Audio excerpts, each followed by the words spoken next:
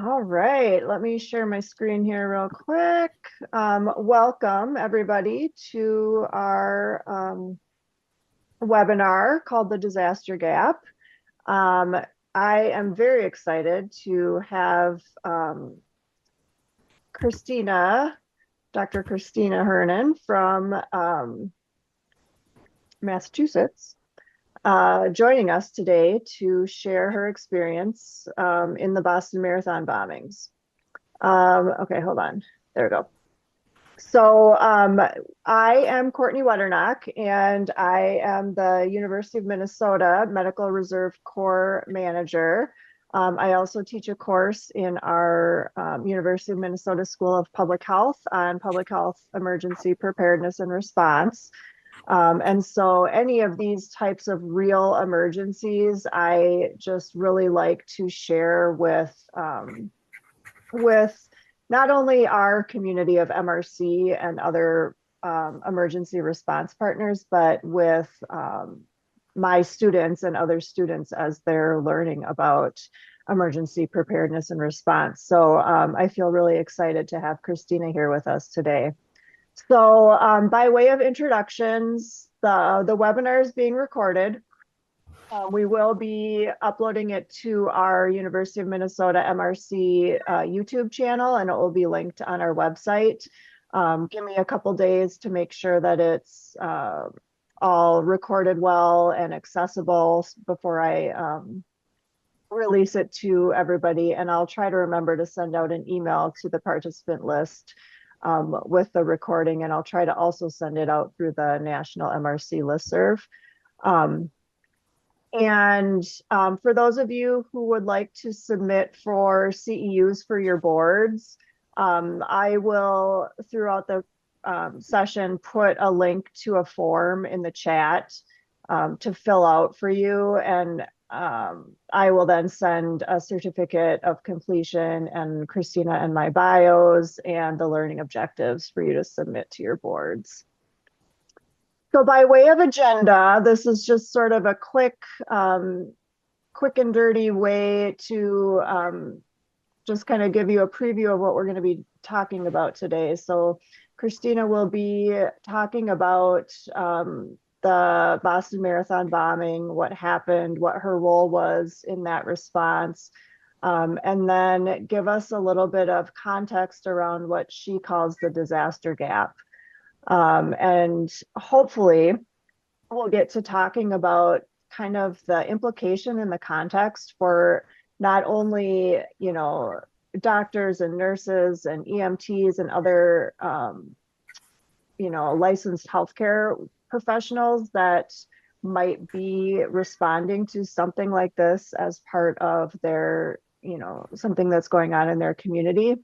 But think about also how this might apply to Medical Reserve Corps or CERT or just general community members that are in the area when something like this happens. And then Christina, I think we'll talk a little bit about sort of future study of this as a topic and a concept, and then we'll have some time at the end for questions and discussion.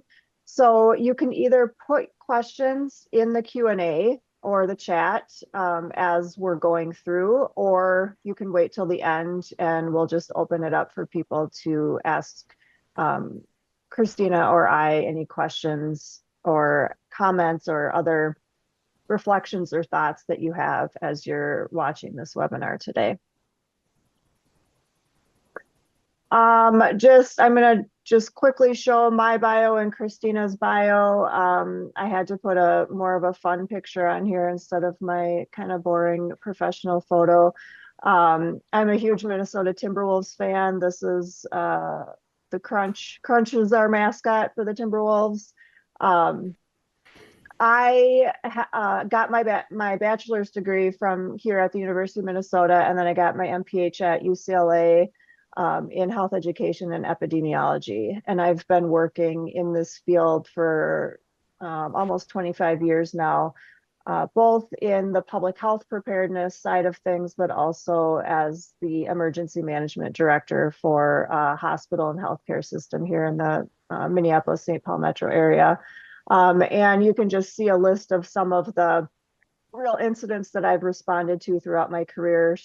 Anything from the I-35 W bridge collapse in Minneapolis in 2007, all the way up to COVID and things that have happened beyond. Also, have been responsible for the public health preparedness for special events that we've had in the metro area. So we had the Super Bowl, we've had a couple NCAA Final Fours, we've had a lot of big sporting events that have come through the Minneapolis metro area. And then, Christina, do you want to just give a real quick introduction of Sure, yourself? absolutely. I'm an emergency physician and medical toxicologist. I live in Massachusetts and I work in New Hampshire at this point. My hospital went bankrupt about a year ago, and I had to do a job search, which was unexpected and was it was good. It's good to do something different every now and then. I got my start in medicine very, very young. So I always was interested in medicine after some formative experiences as a very young child, where I got exposed to, hospital care and how much my own life was improved after a serious hip problem at age 10. And I just remember the gratitude of realizing I wouldn't be able to walk if these doctors and physical therapists and other people didn't help me, if everyone involved in my care. So with that young start, I had an interest in medicine really early. And in high school, the local community started a program to train high school students as EMTs. So I started an EMT class at age 14 and became certified at the state certification. It was a full equivalent to an adult certification. They had to give us a different designation because we were under age 18. And so I was certified as what was called a cadet EMT at age 16, volunteered on the town ambulance squad until I went to college, did college campus EMS first aid at major events, then worked professionally as an EMT and EMT intermediate for 4 years. Learned a little bit dispatching along the way as well. Then went to medical school, did an emergency medicine residency, a medical toxicology fellowship, and have been working in medicine ever since. I thought that because I did a fellowship in toxicology, that would be sort of my second line of interest. I thought I'd be an emergency doctor, a lot of, side focus or side gigs maybe with toxicology. And all of that was true until I was a volunteer at the Boston Marathon finish line, which I had done many years before that, several years or multiple years before that, in 2013. And so I was in the finish line tent there with the intention of caring for runners when the two explosions went off, and experienced them fairly close and personally, and had quite a day. And everything that you're hearing today is really born out of the pain of what I felt like was a failure that day, and also born out of this incredible awareness that I had learned something that was not part of any curriculum I'd ever been taught before. And now I feel like one of actually my EMT instructor from when I was a high school is still a friend and mentor to me. And he said, sometimes you pick your passions and sometimes your passions pick you. And this one felt like a passion that picked me. So now I speak and teach about disasters locally, nationally, and in a few cases, even internationally. So there's a lot of words, but it gives you a good sense of why I'm here, why I'm still talking about this over a decade later. And I'm hoping you'll hear me out, because I'm here to break paradigm a little bit and talk about things that were not part of my education and probably were not part of yours either. Yeah, thank you. I think that that probably resonates with many of us who got into public health preparedness without any training. At least that was my experience back in 2002 when I started in preparedness after 9/11, when there were a lot of um, fears of additional bioterrorism threats. And that was sort of when the healthcare preparedness program and the public health emergency preparedness programs at the national level began. So those of us that got into it then were just sort of figuring it out as we went and learning what is the public health implications of, any type of hazard event, and how do we as public health and other professionals learn how to not only do our job at that time, but then share what we're learning with, future students of this field. So thank you for sharing that. And I'm really excited to hear more about this. Those of you that were at the MRC conference in Chicago heard Christina talk about this. And I think you maybe only had 15 to 20 minutes. I don't remember, Christina. But that's where I heard Christina speak first and was really compelled to learn more about this.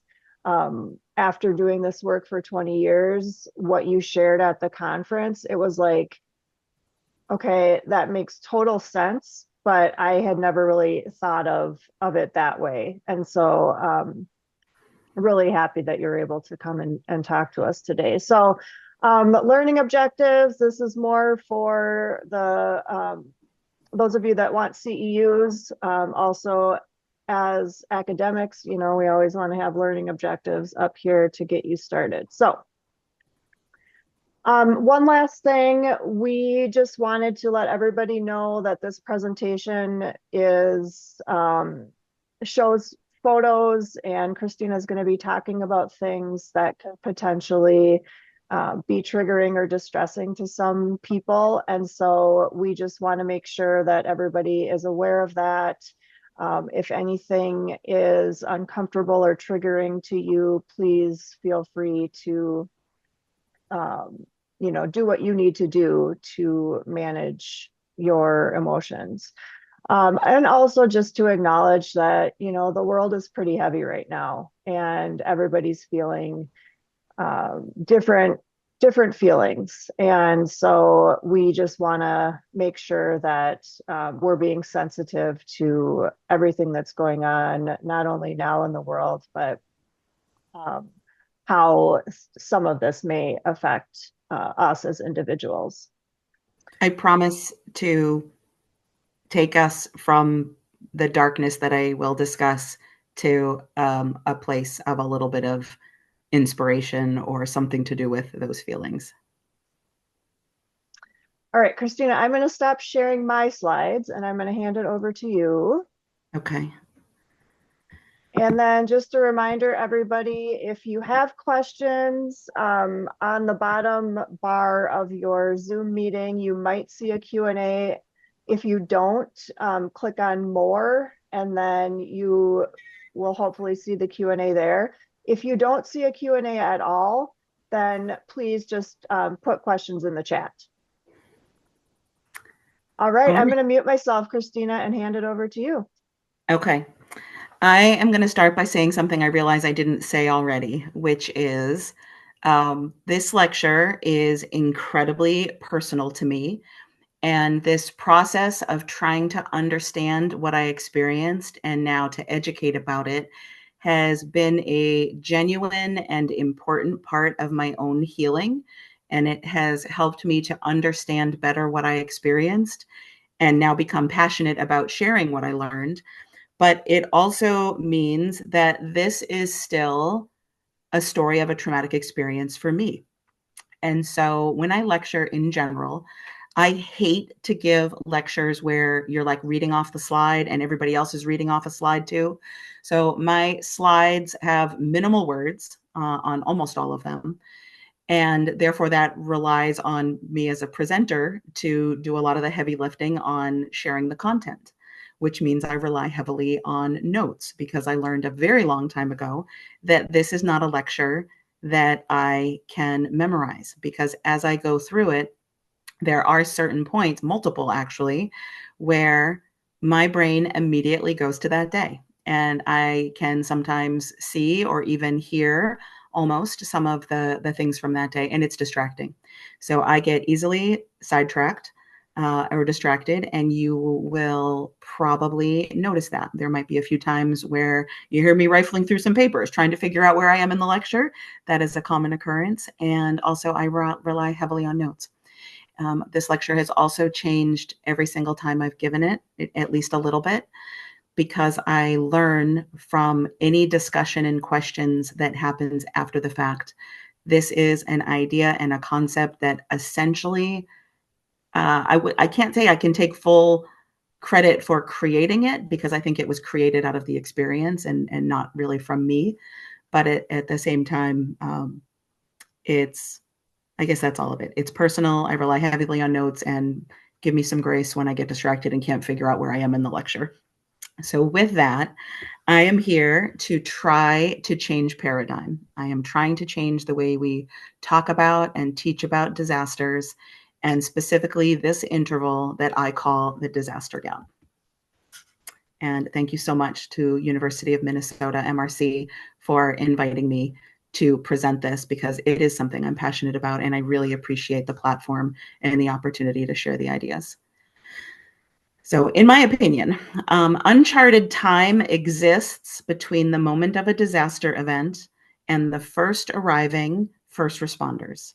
This is the disaster gap, and understanding the disaster gap can be the difference between life and death. And also understanding it can heavily impact how we respond and recover together, both of those of us that have the mentality of being a responder and those other people who perhaps have no training or minimal training or anything like that. So passion led us here. So people in this virtual Zoom room have likely public health expertise or are getting training right now. You may have nursing experience, physician experience, EMT, paramedic, firefighter, law enforcement, any version of those sorts of people that show up when stuff is going down. And you are here. And so maybe you're here to get credit. Maybe you're here because you're curious about something. But one way or the other, you are choosing to spend your time in this space, and you wouldn't be here otherwise. And I'll give you some gratitude and respect for that.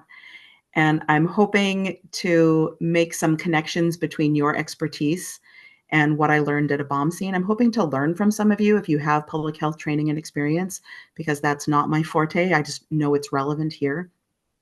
This lecture was born out of intense pain, and I'm here to create new vocabulary and define new terms. I'm really on a personal mission to transform the way we teach about disasters, and this is a bold goal. It's a little bit strong, but I'm literally here to change every textbook and change every course, because passion led me here too, and I'm hoping that you'll hear me out. Never doubt that a small group of thoughtful, committed citizens can change the world. Indeed, it is the only thing that ever has, said Margaret Mead in 1978.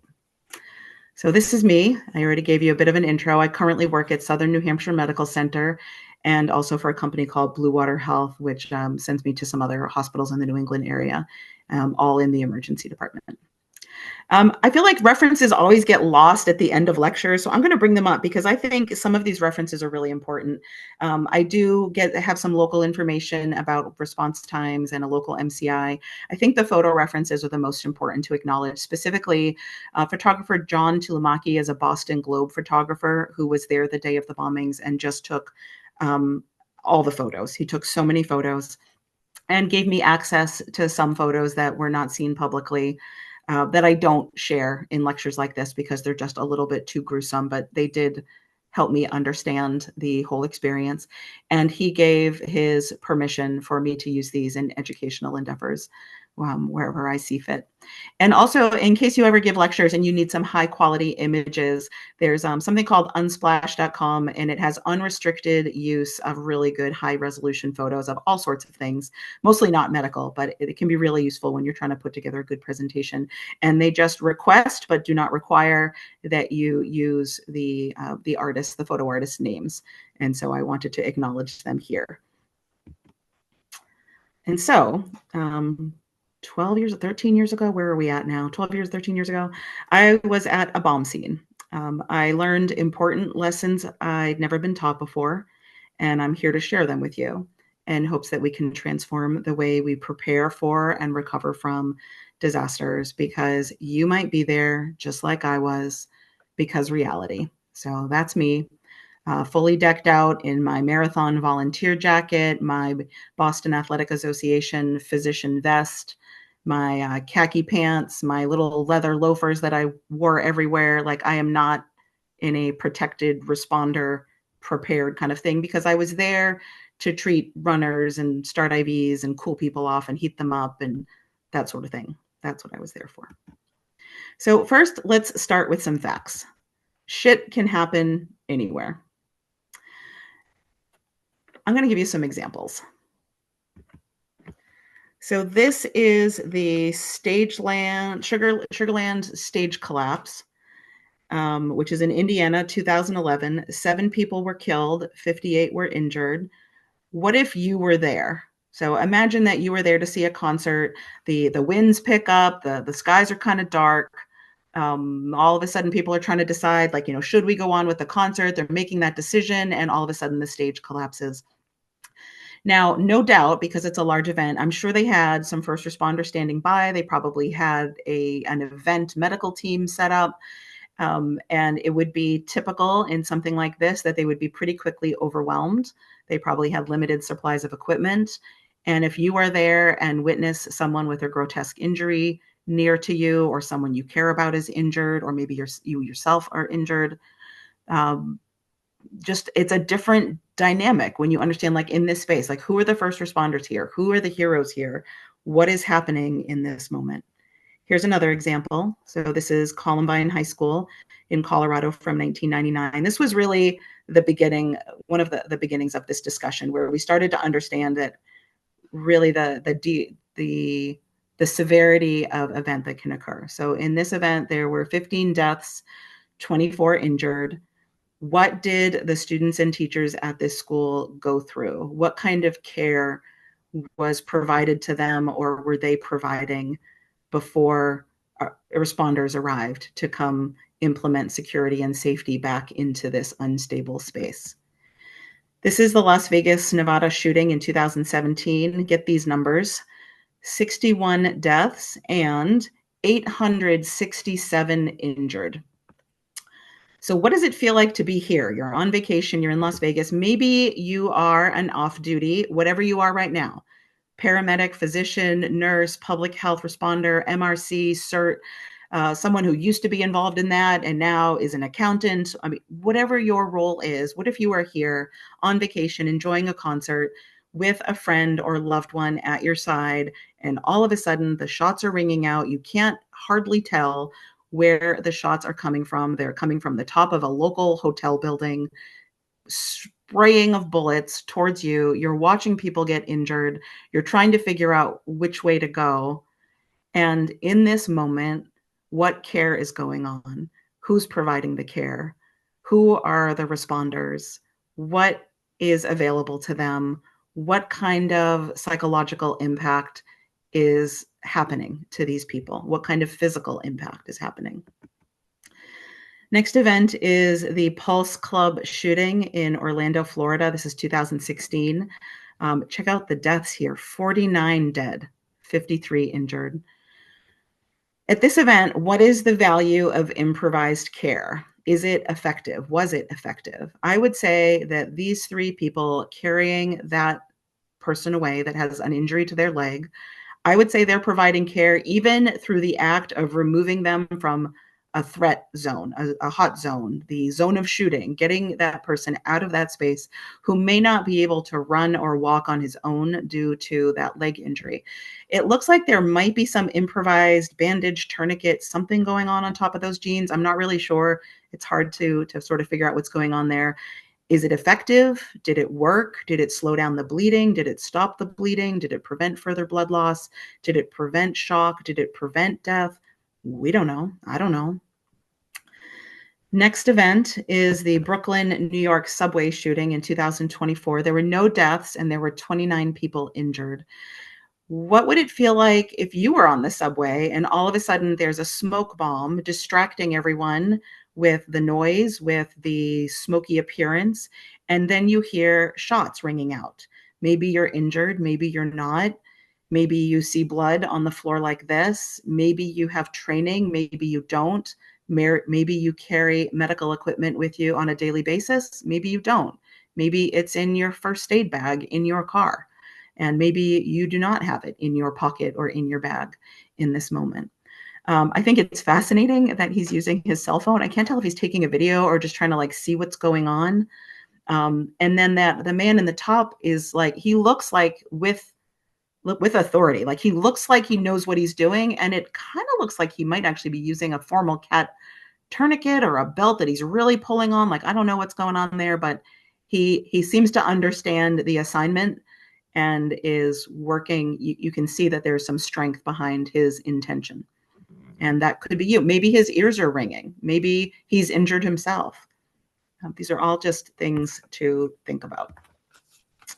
And so recently, I just did a quick Google search today and found out that this happened 3 weeks ago in your area with a few hundred people, 100 to 200 people reportedly in the park, the Boom Island Park, at the time of this shooting. The little markers, the next photos I saw had even more markers. So the number of bullets that were sprayed out at this event was massive. There's 1 dead and either 4 or 5 more that are injured.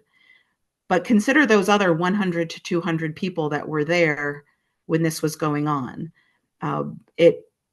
What did they experience? What did they see? What kind of physical risks did they endure? What kind of psychological insults did they receive? What will their recovery look like? What kind of care could they provide or did they provide in these moments before the cop cars arrive, before the ambulance arrives, before the fire rescue EMT paramedics arrive? What happened in that space? I want to talk a little bit about more of the shit can happen anywhere and highlight to you. So when I first made this, this was before I presented in Chicago, and I was collaborating with a woman from Highland Park, Illinois area, and created this map. And so Boston is close to where I'm from. I live where that arrow tip points to. And you're over there in Minnesota. And let's talk about what happens, because it kind of can feel, if you've never been at one of these events, it can kind of feel like it happens somewhere else. So these are not all of them. These are just some of the highest death rate or highest victim rate kind of incidents. These are some mass shooting and explosions from around the country. Here are some significant building collapses in the orange wavy towers. The blue X's are crowd crushes. These are usually at large events, often sporting events, where something changes and all of a sudden it turns into a crowd crush situation. The yellow hashtag looking marks are railway crashes or derailments. And this side has added a whole bunch. The pink arrows are tornadoes. The white clouds are flooding. The black lightning bolts are wildfires. And at the top left of the picture, the purple cones are volcanoes. And so you get a little more sense. First of all, I feel like if you want to be more safe, maybe we should all move to that little part of like North Dakota, Montana, and Wyoming, Idaho. There's like a little corner up there where the risk seems a little bit less than other places. Although Minnesota's doing pretty well. Like when I looked up the mass casualty incident in Minnesota, they were harder to find. So I respect that. That's good. But here's a good example. Like they're everywhere. But if you haven't specifically been at an event like this, it definitely feels like it's happening to other people and not happening to me or you or your friends and family. Next up, I want to do some more facts. I changed the color because I want to call this to your attention. So asphyxiation time. How long does it take to die without oxygen, without breathing? So within 3 minutes, brain damage begins. Within 5 minutes, the risk of death begins. And within 10 minutes, death is certain unless there are extenuating circumstances, such as cold water immersion, cold water drowning, or other things like that. But 3, 5, and 10, that's how quickly asphyxiation time occurs. What about exsanguination time? How long does it take to bleed to death? It's generally accepted that it's under 5 minutes. This was a lot harder to find specific data on, but there's sort of a general acceptance in the medical community that it can take under 5 minutes to bleed to death due to severe arterial bleeding. And there are some statements of 3 minutes approximately for a severe femoral artery laceration. There's no great data for this in humans, but these are all approximate numbers. So with that data in mind, with those facts in mind, let's consider EMS response time. The national average for the time to get an ambulance from the phone call for help is 7 minutes. The average in rural areas is 14 minutes. And according to a Journal of American Medical Association article, 1 in 10 EMS responses take 30 minutes or longer. Here in Minnesota, the number that I found most frequently quoted was 90% under 15 minutes. Like, it almost sounds good, right? But those other like 5 minutes or 7 minutes, like that sounds way better than 90%. So I tried to break it down a little more. And this is the image I found. And first of all, the first thing I noticed is that the most northeast corner of Minnesota, where it just like cuts off at a line, I just bet that that community gets cut off of stuff all the time. Like, I looked on other photos and it frequently gets cut off. I am sorry for anyone that feels invisible in that community, but here are the numbers. The shades of pink are the response time in minutes. So if you happen to live in the lightest pink area, it is likely that on average, you will get an ambulance in under 3 minutes. Pretty much everything goes on from there. And the darkest areas are 9 to 15 minutes and everything kind of in between.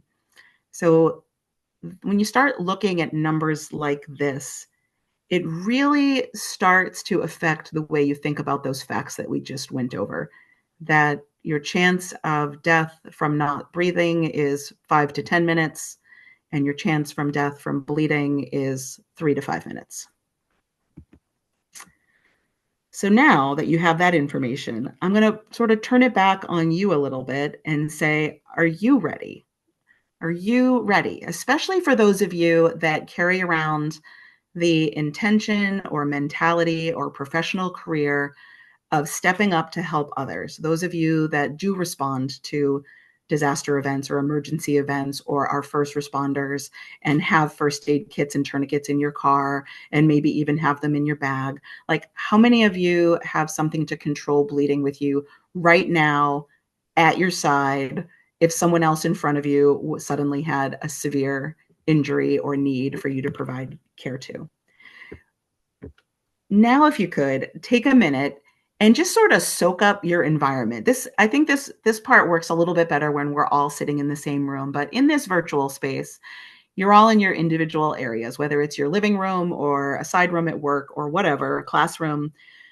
Take a moment, soak up your space, notice how you feel, notice how your clothing feels on your body, your feet feel on the floor, whether you can hear any ventilation systems, whether you're comfortable today, whether you're rested. What do you hear? Is there a smell in the air? Do you still have the taste of coffee in your mouth or breakfast? Like, just get aware of your senses, because I think that impacts how you receive the rest of this lecture. The disaster gap. So I started saying that I'm going to teach you about the disaster gap. With all that in mind, this is what I'm here to talk to you about. In my opinion, the disaster gap is the most important concept in disaster response that you've probably never heard of.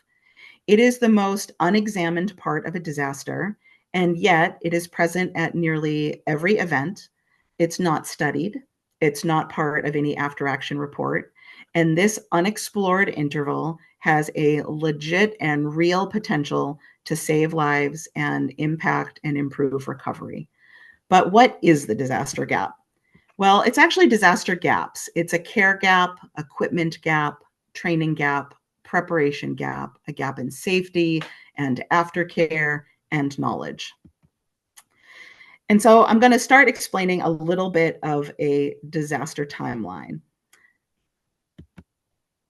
Let me explain. So we're going to go to some stopwatch slides here. And this photo is from that unsplash.com artist, and then I modified it with my own additions. So here's a disaster timeline. Time equals 0 is the event, perhaps an explosion, the shooting, the whatever, and phone calls for help. Then police, fire, and EMS respond, get sent to after the phone calls, they get dispatched out, they respond. And if we have the optimum average response time, we're at 7 minutes. And so there's something here that we would typically call response time. But think about that time. This time. What is happening during this gap? When you're scanning this rock wall, you just sort of see a rock wall. But now that you see that little yellow triangle and you contemplate what it is to be there in an incident between the explosion, the phone calls for help, and the arrival of the freshly dispatched, clear-headed team, equipment, first responders, the system, there's a gap. And once you start to be aware of it, it is hard to not be aware of it anymore. One of the things that really opened up my understanding about this gap and started to grow my passion for sharing it is this phrase. So I started my training as an EMT when I was 14. The first time I took a CPR class, I think I was maybe 11 years old and a Girl Scout. I think that might have been the first time. And then we did some first aid lessons. And I remember from those very, very first lessons, because I was interested in medicine early on. So I was like a sponge for each class that I got to take. And I was taught to always, always, always ask, is the scene safe? I have taught this. I have been a first aid instructor, a CPR instructor, an EMT instructor. I have taught this to so many students, and I will never, ever teach it this way again. Some of you listening probably teach this to your students, and I am going to challenge you to consider never teaching it this way again, because there is a problem. In every class we teach, is the scene safe? But I'm going to ask you to question and ask yourself, is this scene safe? If you are here in this moment, is safety an option? So I'm not talking about you're down the street, you're in your ambulance, you're deciding whether to respond into the scene. I am talking about you are here. This is the Boston Marathon bombing finish line. These are some photos that were taken from like security cameras on the outside of banks and that sort of stuff. I know vaguely the two people in the center of this photo. There's a man with a red shirt laying on the ground, and his wife is also wearing a red shirt seated just above him. They are from a neighboring town. They had really significant injuries this day. I know this is a real photo. And look at that. Clothing is blown off of bodies, covering their ears, likely with some ruptured eardrums, some ringing in the ears, breathing smoke, shrapnel, blood, injuries. The person next to you, if you are in this space and you ask yourself, is the scene safe? Does it make sense? The problem with is the scene safe is that is a question, and a question actually has answers. And in this case, I would say it has a minimum of 3 answers. And those 3 answers are yes, no, and I don't know. And yet in every single class that we teach, we only teach our students how to proceed when the answer is yes. We teach them if the scene is not safe, to wait until the scene is magically made safe. We literally teach only 1/3 of the curriculum in every single course we teach.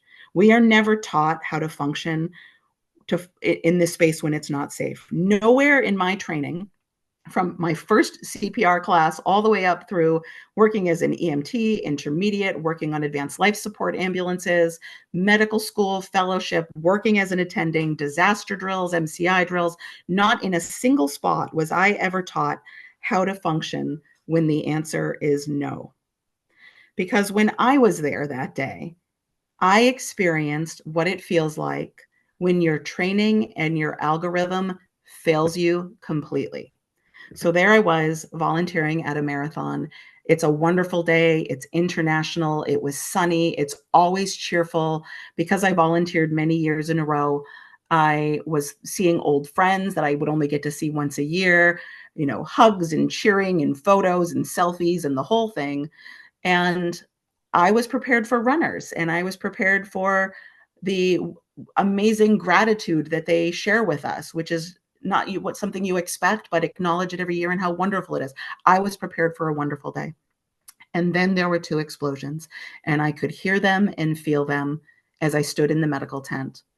And I could feel even though like the waft of air from the pressure wave as the large tent curtain flaps were flapping back and forth.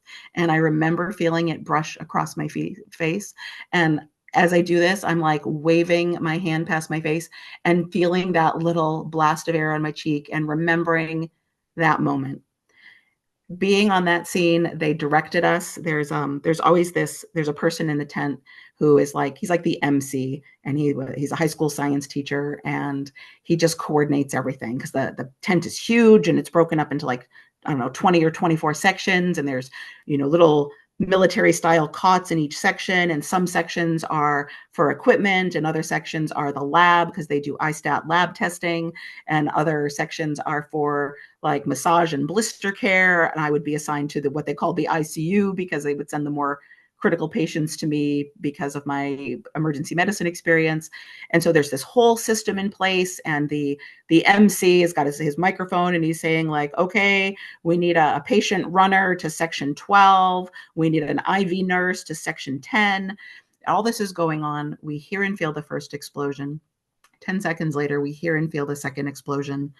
Short while later, a couple of people from the outside start trickling in, and it looks like they are injuries of whatever those explosions were. And then we are directed from the tent, all doctors and nurses, please report to the finish line. I was with a trainee. Her name is Maureen. She was an emergency medicine resident, and therefore I had to be there to supervise her. And I told her, I said, oh, they're making a mistake. Like, they shouldn't be sending us right out there right now. Like, we don't have, appropriate gear on to be responding into a hot zone. They informed us, yes, confirmed those were 2 explosions. We need all doctors and nurses out to the finish line. And I said, the patients are going to come here, Maureen. Like, let's set up here. So we set up, opened boxes, equipment, cleared patients out that were no longer needing their IV fluids or could be moved along because we needed to make space, made that space. And then were directed out to the street. After 6 announcements, I said, God, they must really need us out there. Like, let's go. Let's go out there. So we went out. I said, do you want to go? She said, yes. I told her to emotionally prepare herself because we might see really grotesque things. We did as we exited the tent, and it made me have to stop and take stock and actually mentally prepare for seeing even more grotesque things. So I would be ready for anything that came my way. And as we got out to the street, it was smoky and smelled like burnt flesh and smelled like smoke and sulfur and blood.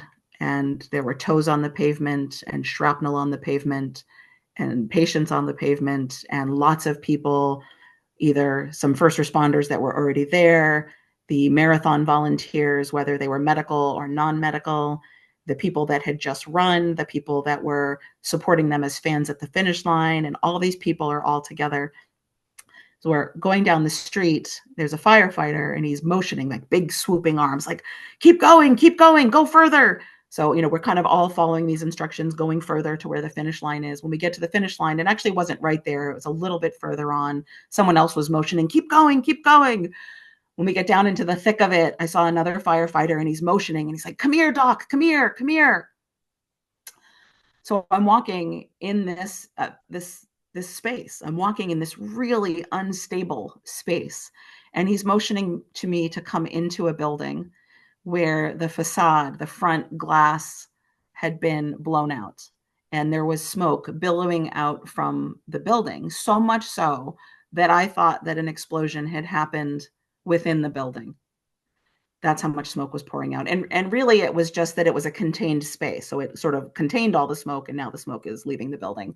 But as I was going in, I'm thinking, like, there's glass everywhere. An explosion could have just happened here. Even the back wall looked a little bit charred.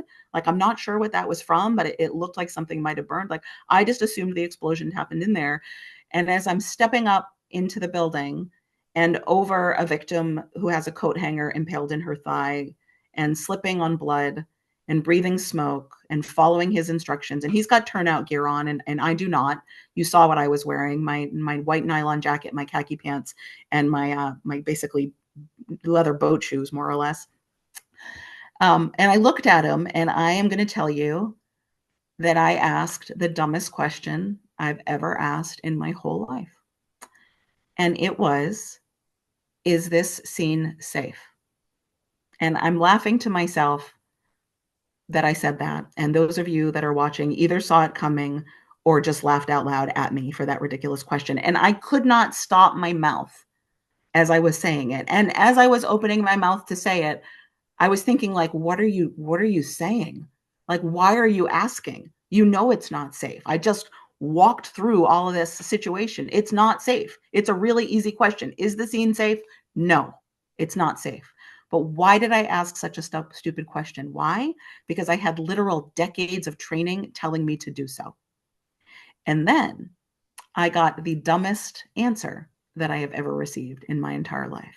And he looked at me and he shrugged his shoulders and shook his head and kind of said, yeah, it's safe. And like, I don't know what he felt in that moment, but both of us knew it was bullshit. Excuse my language. It was not safe. There was no part of this environment that was safe, but I get it. I get why I asked it now because it's the only thing I was ever trained. And I get why he answered it that way. First of all, because he was answering, it's safe enough. It's as safe as it's going to get.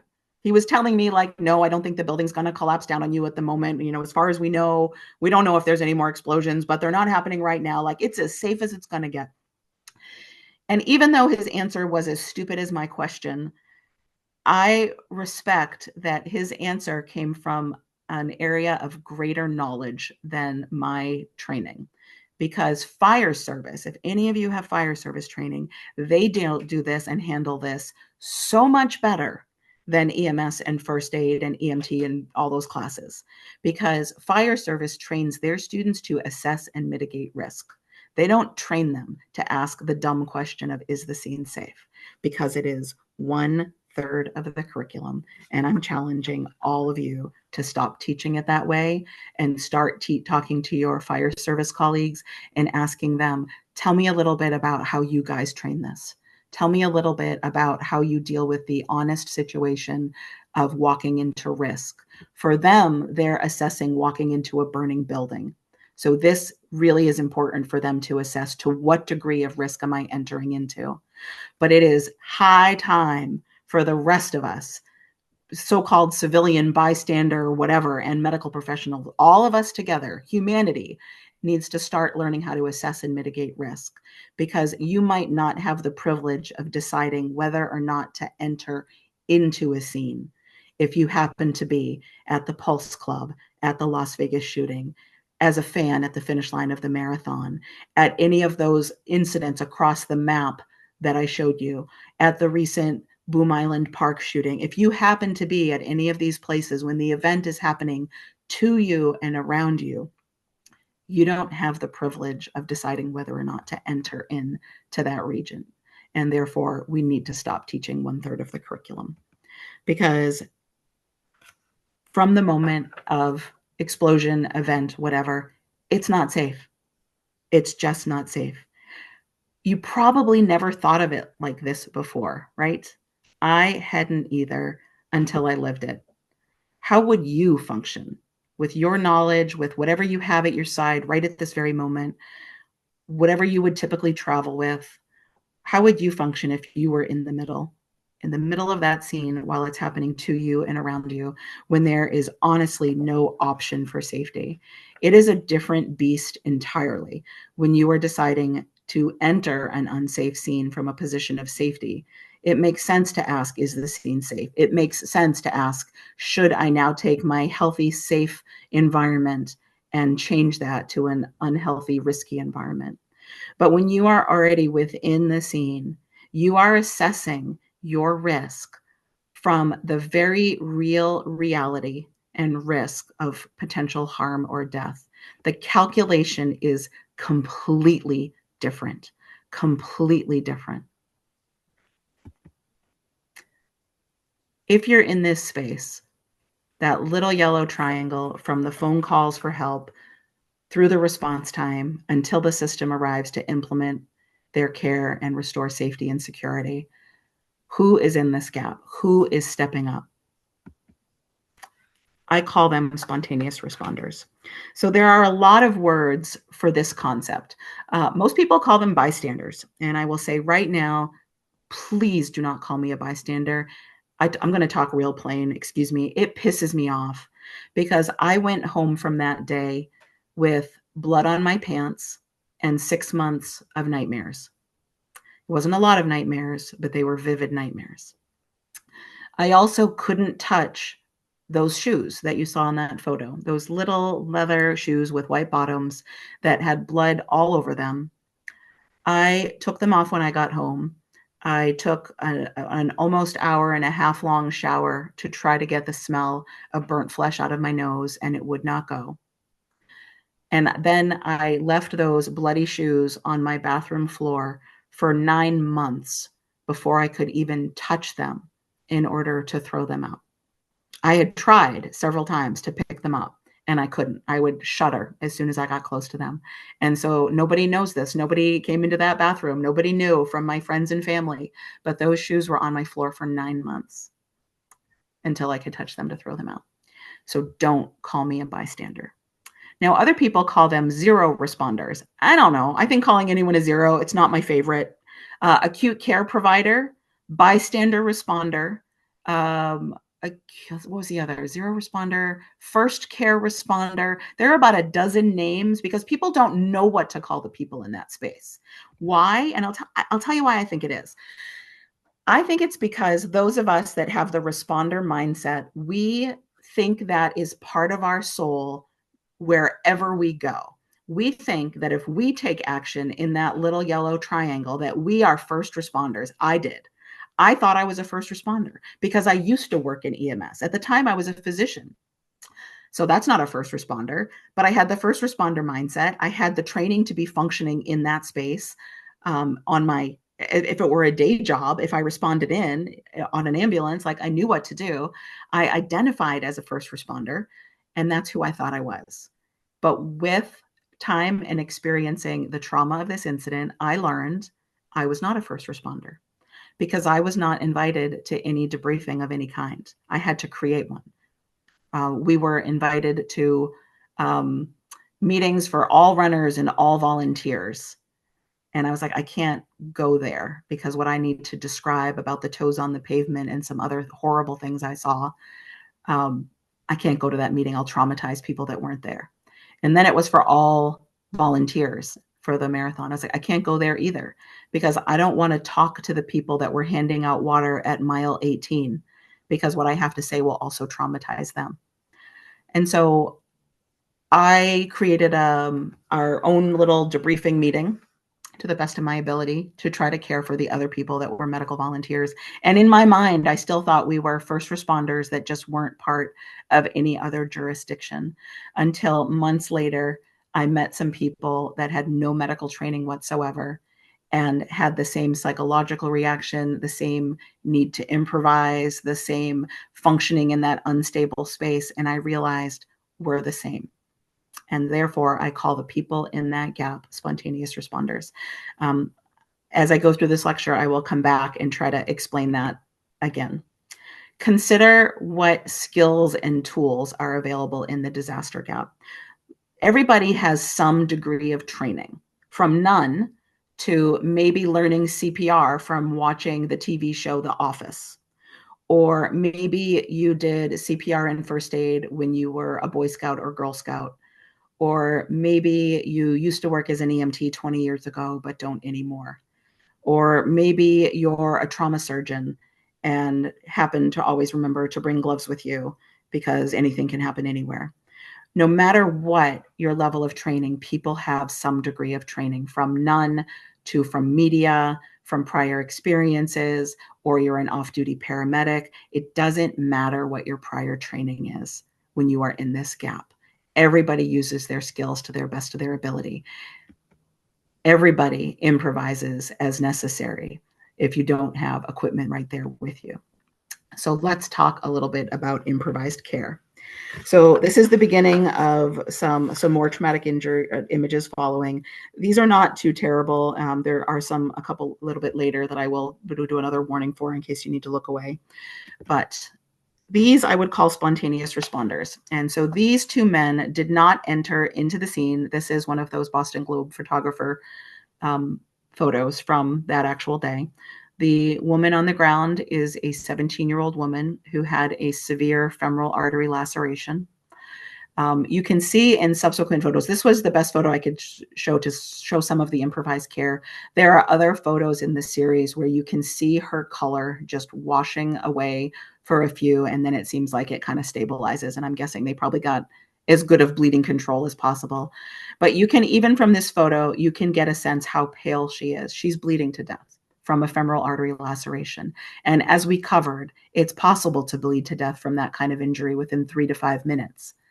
And you can imagine with approximately 280 people injured all at once, it's going to take a while to implement the ambulance response system to get people triaged and sorted and on their way to the hospital. So the care that is being provided by these two people right now is 100% having the potential to save lives, definitely. Now, who are these people?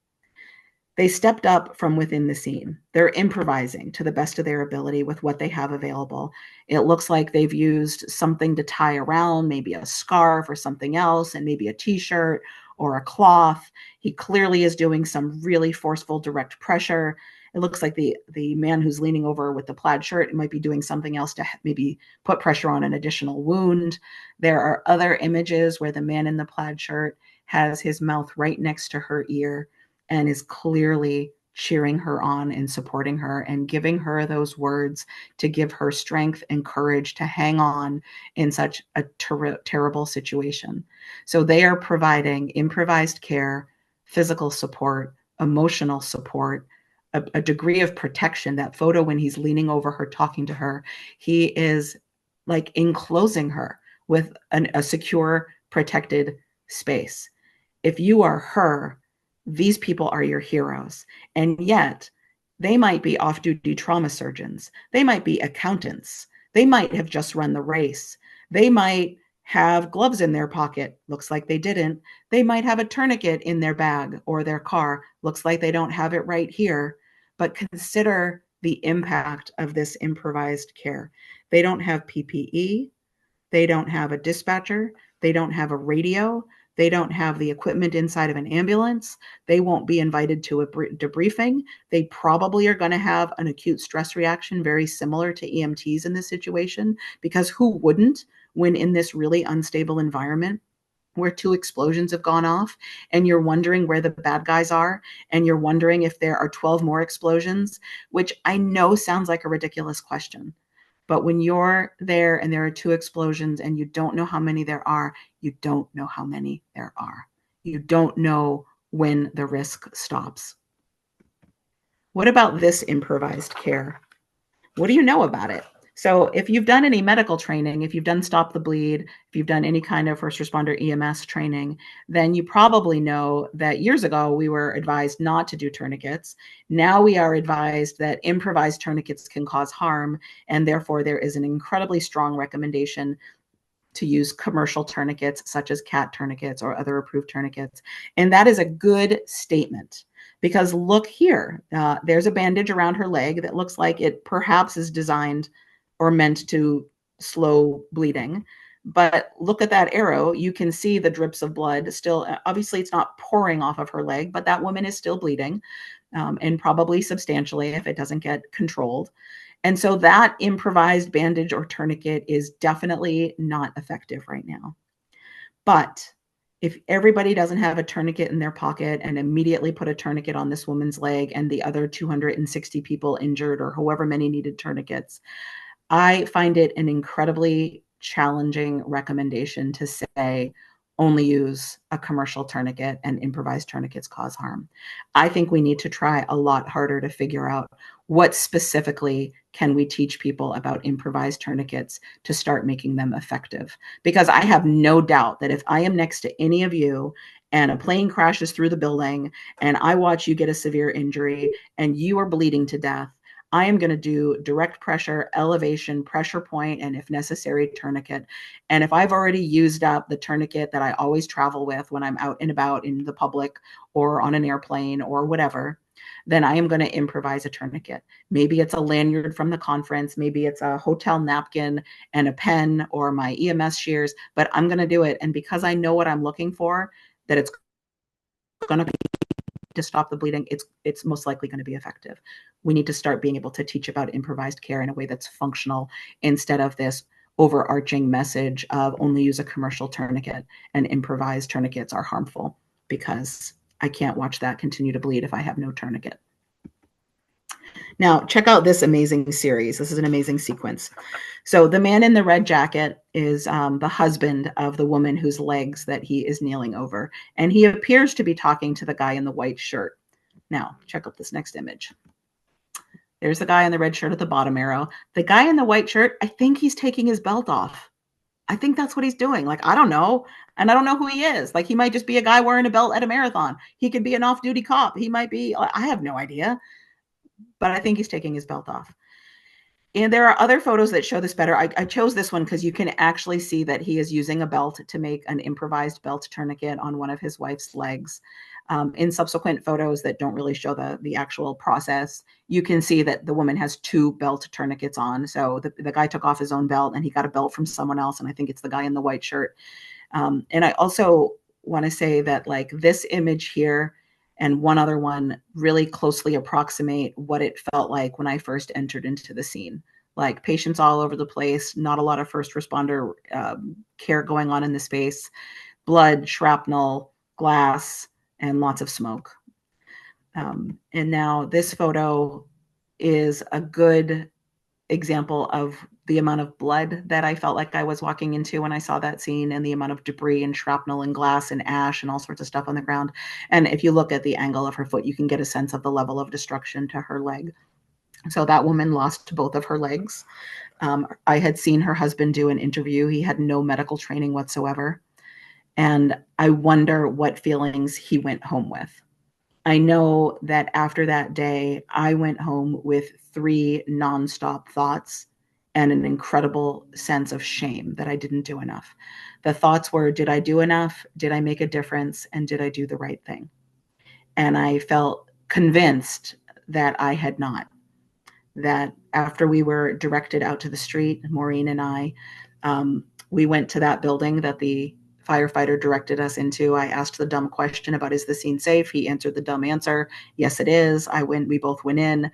We separated at that point. Someone else directed her downstairs. Someone had fallen down the stairs with the explosion. And I took care of some women in the store, and then had this realization that I can't move these people. I don't have a stretcher. I don't have a backboard. I don't have a partner. And so I can't help these people in this store more than they've already been helped. People had already done improvised bandages or tourniquets, and they were being effective. And so I went out to the street and tried to help do some triage or figure out how to set up triage areas.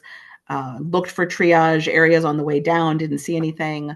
Looked for someone who looked like they were leading, and looked around and saw one paramedic that had, uniform on, had his ear to his microphone on his shoulder, had a little notepad in one hand and a pen in the other, and was writing things down as he scanned the crowd.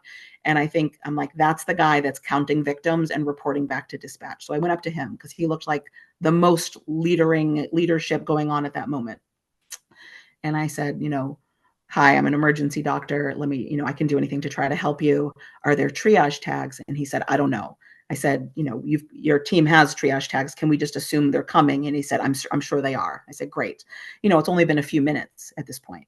So I can only assume that the system is coming. They're coming with their system. And I said, I can try to help triage. And he kind of looked around, and I had a marker that I hung off my lanyard with my event ID on. And he kind of pointed at it, and I was like, old school. And he nodded, and we both knew what we meant. We did old school triage. And so I actually, and this is awkward to admit, but I wrote some triage numbers on people's foreheads. I think I did like 4 or 5, just to try to make sure that the people that looked the most critically ill would get picked up first. And I felt kind of embarrassed for doing something so old school. And also, like, I wanted to explain to them that, like, nail polish remover will take it off, because to write that on someone's forehead is, it's like an obnoxious thing, but it felt and seemed necessary, and he kind of agreed with it, and we kind of said together, this is the best we can do right now because the triage tags aren't here yet. And so I did that for 3 or 4 numbers, and then it didn't feel right. I just felt like, what am I doing here? Like, I'm in this zone that looks like this picture here, but with more patients. And I went from person to person and assessed mental status and felt a radial pulse and tried to figure out if bleeding was controlled. And realized, like, I'm still in this hot zone. I still don't have an ambulance, a partner, a dispatcher, equipment of any kind. And I just knew that the tent would be a casualty collection point. So I decided to leave this scene and go back to the tent and start caring for the patients there. And they had been indeed collecting there. But I think about this guy in the photo with no training and his improvised tourniquets on his wife's legs, and the fact that she lost both of her legs. And I wonder what kind of feelings he went home with. Like, I bet he wonders, did I do enough? Did I make a difference? Did I do the right thing? And every time he looks at his wife who lost her legs, does he wonder, could it have been different if I did something else? And I bet by now people have explained to him, time and again, that no, you did everything right. But I think that's a natural response. And this guy's not going to get invited to a debriefing either, because he's not a first responder in the area. These people are not a bystander. If there's a message that I can convince you of, is just please stop using this word. When you work as a first responder, it's fun to make fun of bystanders, right? Because, like, you show up on an accident and you've got someone that, says they're a doctor and they're like a podiatrist from another country and they're providing care, and it's really like all over the place and they're kind of getting in your way. And it's kind of comical, and it can hinder care. And I now understand the people in that role differently, particularly if they actually watched whatever accident just occur.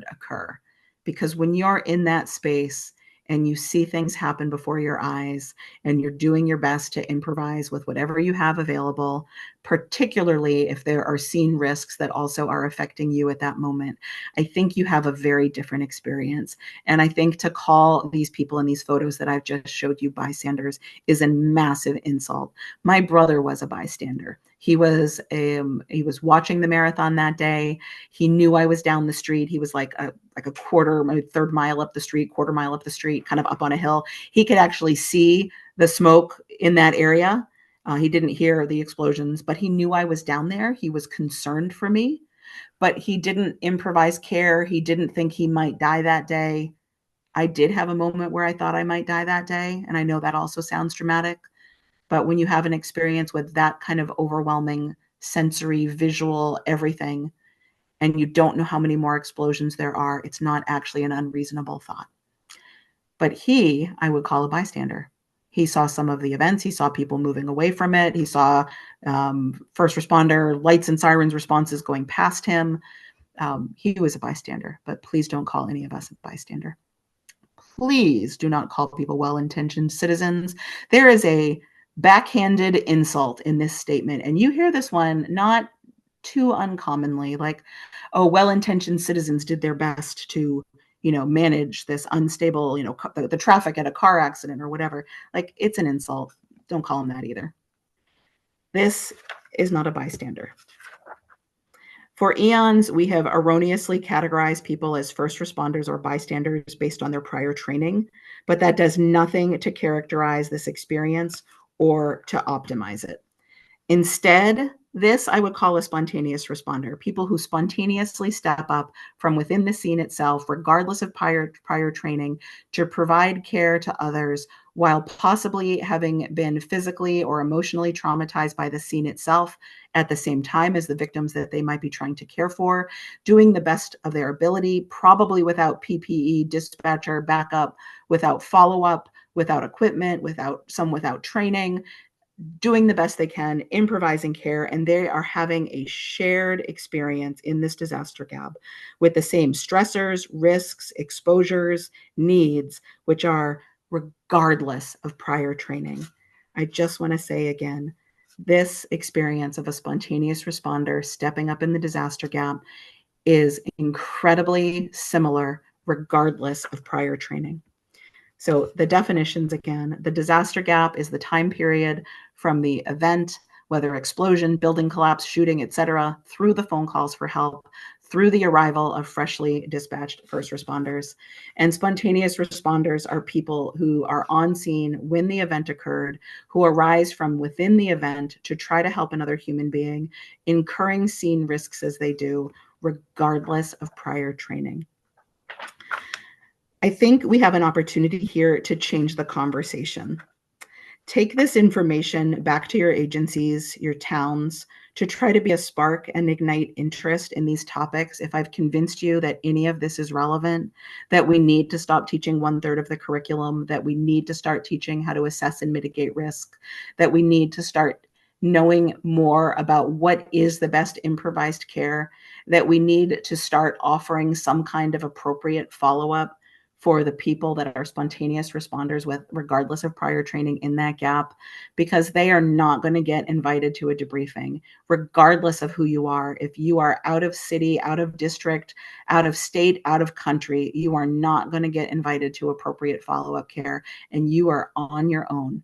Whether you're a restaurant owner who took your belt off and put on an improvised tourniquet onto someone, or whether you are an off-duty trauma surgeon at the Las Vegas shooting, doing the best you can with whatever you have in your back pocket or whatever bag that your girlfriend brought with you. Start the conversation about reality, the reality of the experience of these people in this space, the reality of what our training currently is. Let's care for the people in this space as if we would care for our peers after a bad call. And let's prepare the general public and the trained professionals to be able to function in this space. What is happening during this gap? Like, what is happening? What do we know now? Like, where are we in understanding this right now? We have no idea. So soak that in for a moment. Like, I've just been trying for basically an hour to convince you that this is an important interval, and I stand by it. This interval has the ability to increase survival and has the ability to increase recovery if we start to understand it. But we literally do not study or know anything about this. If you are in any kind of research pathway, start letting your brain percolate around what kind of research topics could we add to this space. Can we optimize this space? Is it even possible to optimize care before our experts show up, before our dispatched, trained, staffed, supported, equipment-filled ambulance team, fire rescue, EMS, police, law, like everybody? Is it even possible to change what is going on before we show up? Of course it is. Of course we can optimize this gap.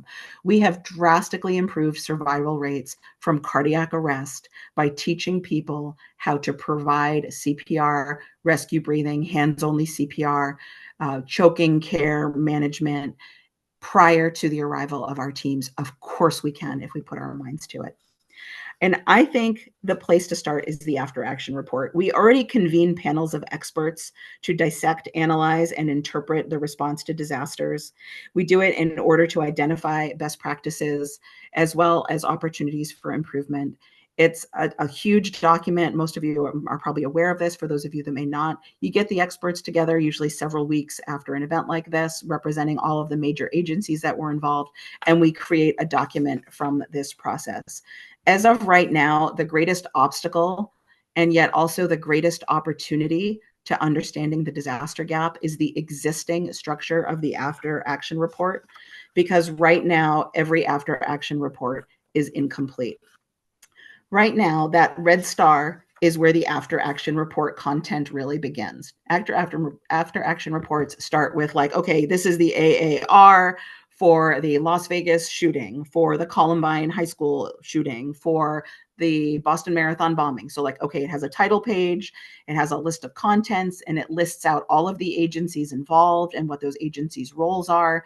And then it gets to a point where it starts with time equals 0. So like all that's introduction. And then it gets to like the meat of the document. And it starts with time equals 0. And then time equals whatever with the first phone calls for help. And time equals whatever, 4 minutes, 5 minutes for, when the teams are dispatched or whatever, 1 to 2 minutes for when the teams are dispatched.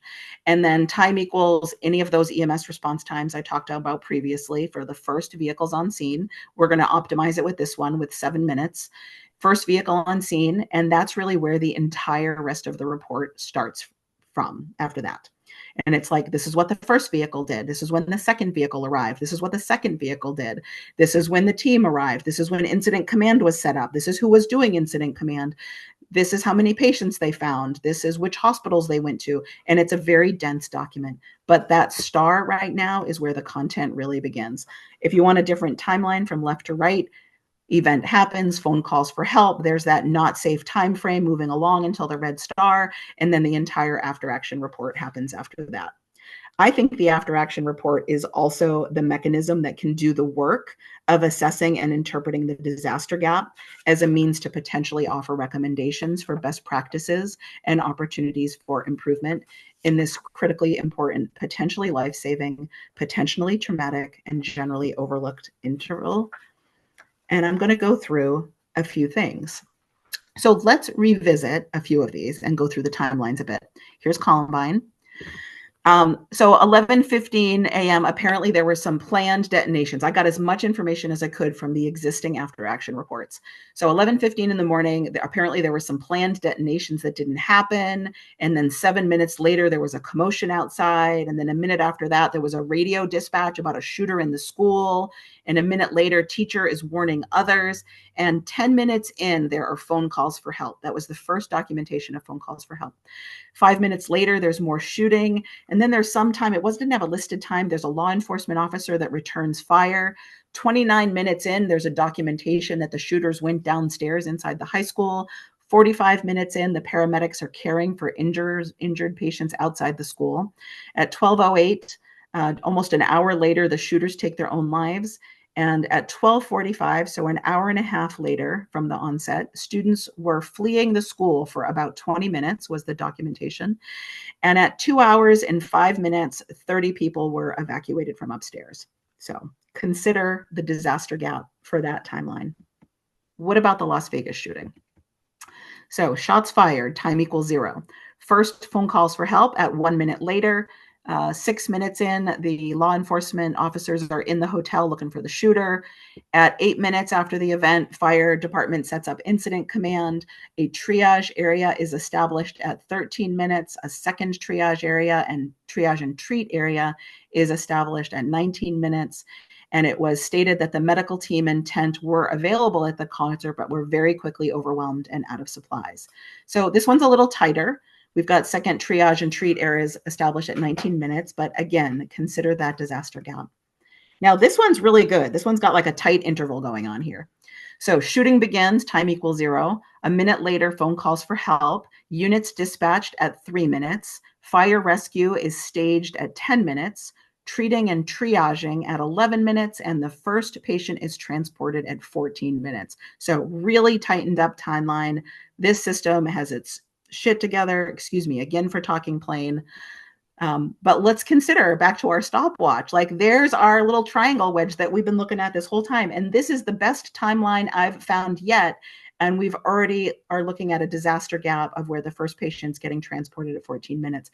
I have no doubt that fire rescue is starting care before that, but I also have no doubt whatsoever that just like in that photo that I just showed you right here, the care has begun before the arrival, before the disaster gap has even an option to be the end of. And I propose that the gap report is a solution. So the next time you are all called to participate in or hear about an after action report, raise your hand and ask whether a gap report will be done as well. You have the power to change the conversation just by asking questions like this, just by trying to bring an awareness of the reality of the disaster gap. You have an opportunity to be the vanguard that advocates for unsung heroes and simultaneously opens up the potential for savable lives. And you can call me, like look me up, give me a call. There's no structure for this yet. I would love to work with someone from fire service and start with existing templates for after action reports and figure out what we could add as a proposed template for a gap report. I feel like there are experts out there that know much more about this in fire service than I do. And if there were an opportunity to create this template and then put it out there, then maybe this would have a chance of actually getting evaluated and then potentially optimized. Because in that event, phone calls for help and response time, before that red star of the first vehicle on scene, and before the whole rest of the after action report, a gap report belongs here, and I think could really do a good job to increase awareness, understanding, and most importantly, optimize future care and future recovery for that interval. What is the impact of all of this that I've been talking about? Well, the next image is genuinely horrifying, and therefore I have substantially blurred out and redacted it, but it's still alarming, especially if you've been through some scenes like this. So excuse how heavily redacted it is, but it's important. So that is a Boston EMT or paramedic. She's got her gloves. She's got her appropriate work gear on. I'm sure she has a radio. I'm sure she has a partner somewhere in this mix. She probably has an ambulance standing nearby. And she is assessing a patient who is one of the fatalities. She's having a day. Now, she might have been, not might have, she certainly was there when the event occurred. So I think she's in a unique category. She also did not respond into this space. By the timing that this photo was taken, she would have been there right when it was happening and also experienced the scene firsthand. And I would argue is probably also traumatized by the scene more than someone who's getting dispatched to the call. But she did start her day with all of those resources and support and with the intention to be a responder, which I think does somewhat protect you in some ways. So consider what it feels like to be her. And now consider what it feels like to be this person. So no gloves, no jacket, no label, no gear. I suspect she might be one of the physician volunteers. The man in the blue jacket is a physician volunteer that coordinates the marathon. And I think I might recognize her. And if so, she might be a physician. But then again, like as we've gone through all these other, she might not. She might be a family member. She might be someone who was spectating at the race. What does it feel like to be her? What support will she have? What kind of care is she providing or improvising? Is she going to go home with blood on her pants and nightmares? Is she going to go home without any of the debriefings and support that will be offered to the first woman that I highlighted? This is another, this is not my image. It's a photo from one of those photo artists on Splash. But this is a good picture of like what I felt like. Because when I was there, I felt so unsafe. I felt like I didn't know which way safe was. After going out to the street and realizing, triaging a few people, writing triage numbers on their forehead with a magic marker, with a permanent marker rather, realizing I don't belong there, going back to the medical tent because I knew it would be a collection point, knowing that you cannot get in that medical tent unless you have a copy of your driver's license and your lanyard with your tag that specifically says medical tent. And I'm fumbling through it because when I was triaging people on the ground and making eye contact and introducing myself and writing a few triage numbers and checking bandages, as I leaned down to care for them, my lanyard and the big plastic tag on it was getting contact with the ground and contact in the blood. So I flung it over my shoulder, and I also had my stethoscope around my neck and that vest you saw, and my hair was pulled back. And I flung it over my shoulder so it wouldn't be getting blood all over it and interfering. And as I was walking back to the tent, I was trying to get my lanyard so I could get back in, and I was fishing it out and separating it from my hair and my stethoscope and my vest and fumbling and trying to get it quickly enough before I got to the front door, the door of the tent. Until I got to the tent and realized there's security is no longer here checking lanyards, which makes sense, right? Because there were explosions outside and they felt their services were needed more elsewhere, but led to an incredibly unstable feeling as I re-entered the tent, knowing that bad guys did those bombs, and I don't know how many more bombs there are. And if I were the bad guys, I feel like at bad guy school, they teach you to then explode the responders.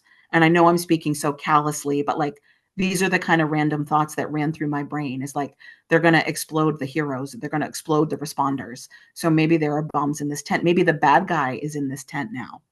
and security's not. And so I felt so incredibly unsafe. And I walked around the tent trying to figure out what was going on. There were people crisscross laying all over the place. There were two runners that couldn't get up yet. So one was getting IV fluids or getting warmed or cooled or whatever. Um, there were patients all over the place with improvised bandages and tourniquets, and some of them were pale and looked like they were dying, and it was just because they were terrified. And other people were pale and looked like they were dying and did not have a palpable radial pulse, which made me aware that you can use a palpable radial pulse as a way to sort through the people that are more dying than others and to separate out who might just be completely terrified and vasovagal as opposed to those that are bleeding and really, really sick right now.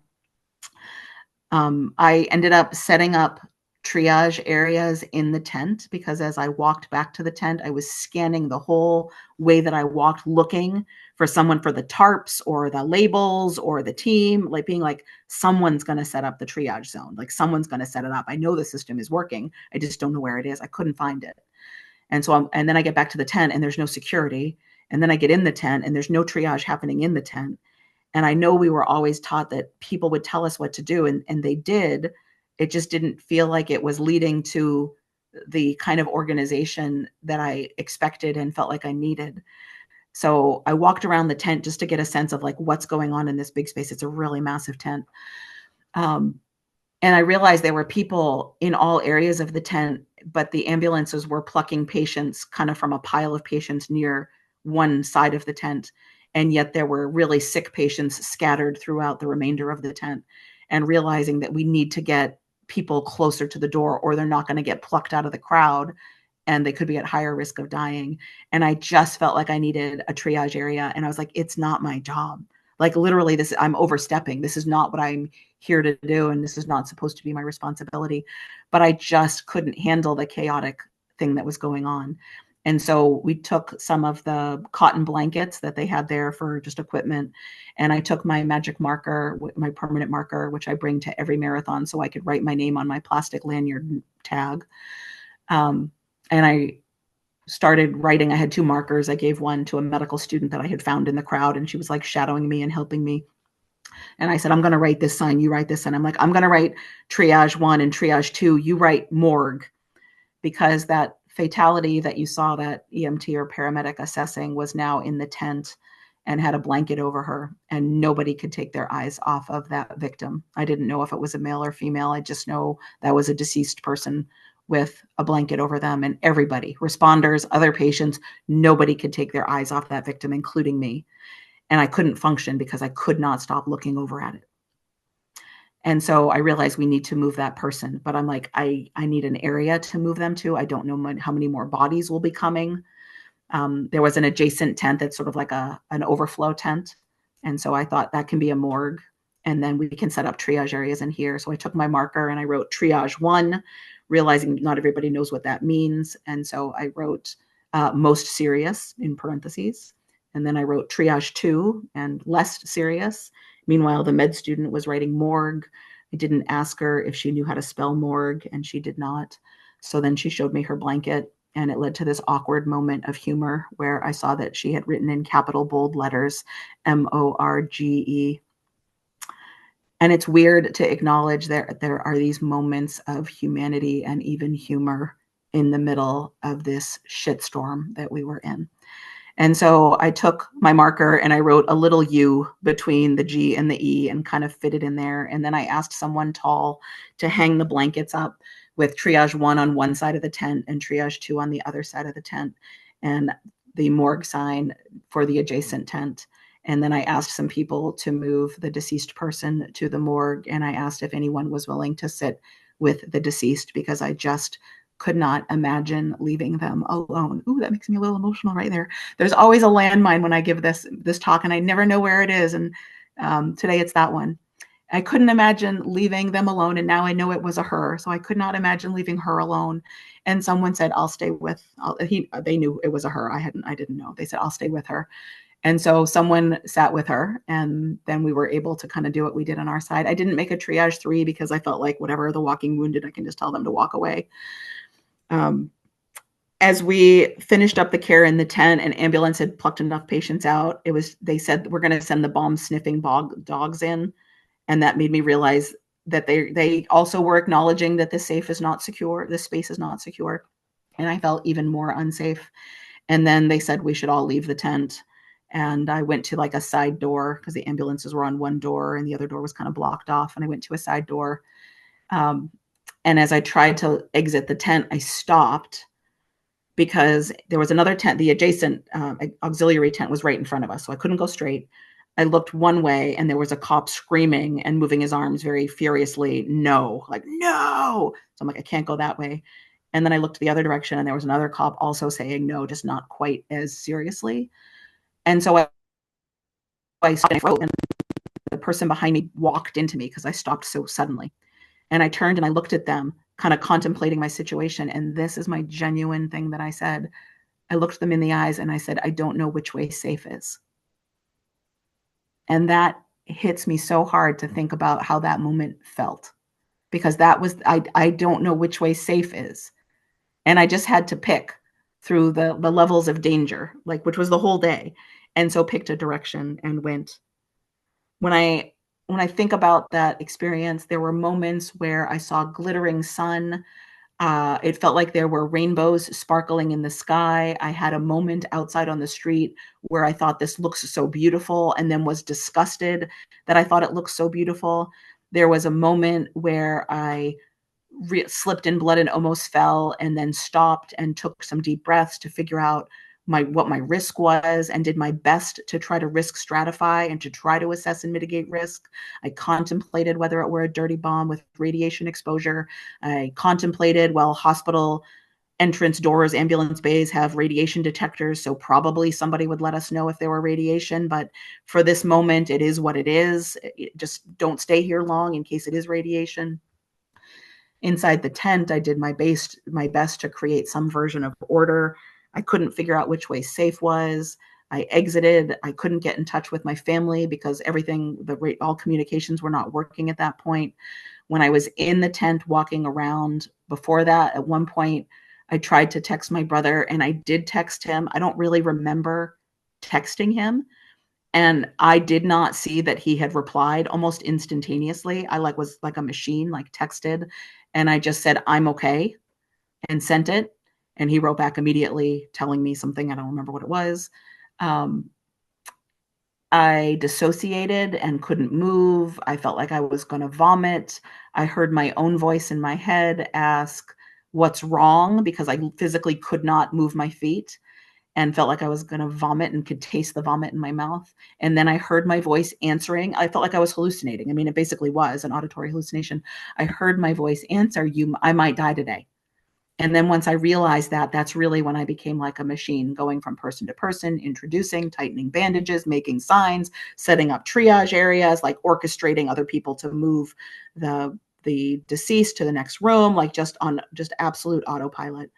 And then once out of the area, not able to contact family, not able to go to the parking garage where I parked because the city was locked down, calling for family to come meet me somewhere, and just picking a restaurant that was findable, and walking with Maureen, my trainee. We got reconnected a while later, and bumping into another colleague who I didn't know was volunteering that day, and going together to a restaurant.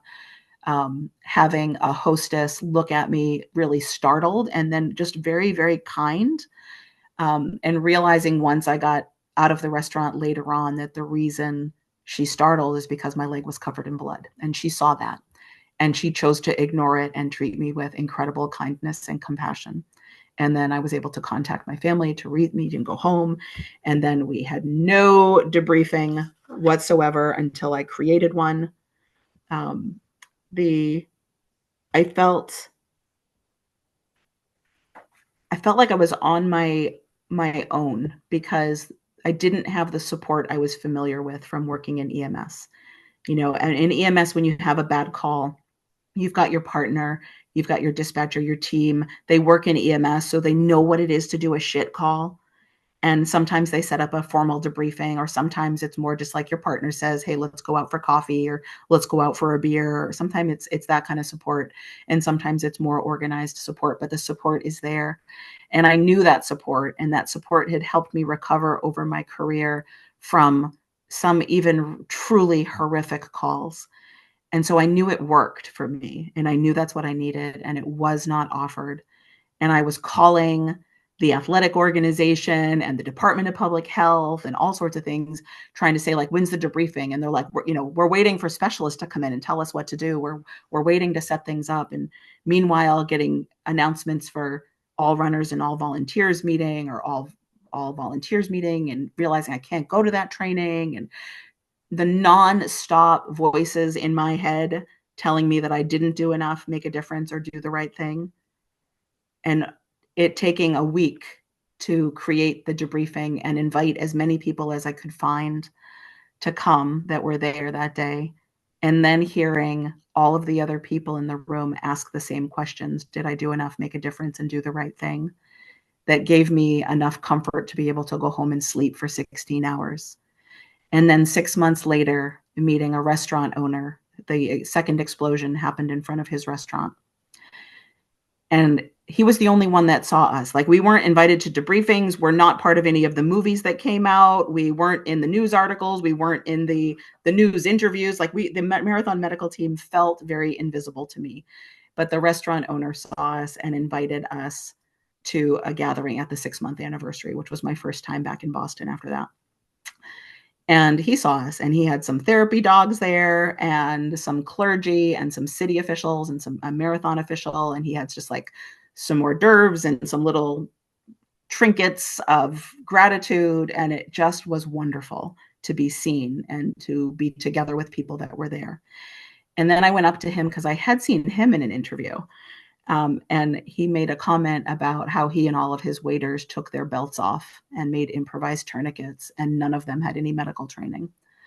And I went up to him because I wanted to express gratitude. I had such incredible gratitude for him just seeing and acknowledging and supporting us in that way. And I said, how are you doing? And he said, terrible. He said, it's now been 6 months and I have not slept through a single night, because every night I think, did I do enough, make a difference, or do the right thing? And that hit me like a brick.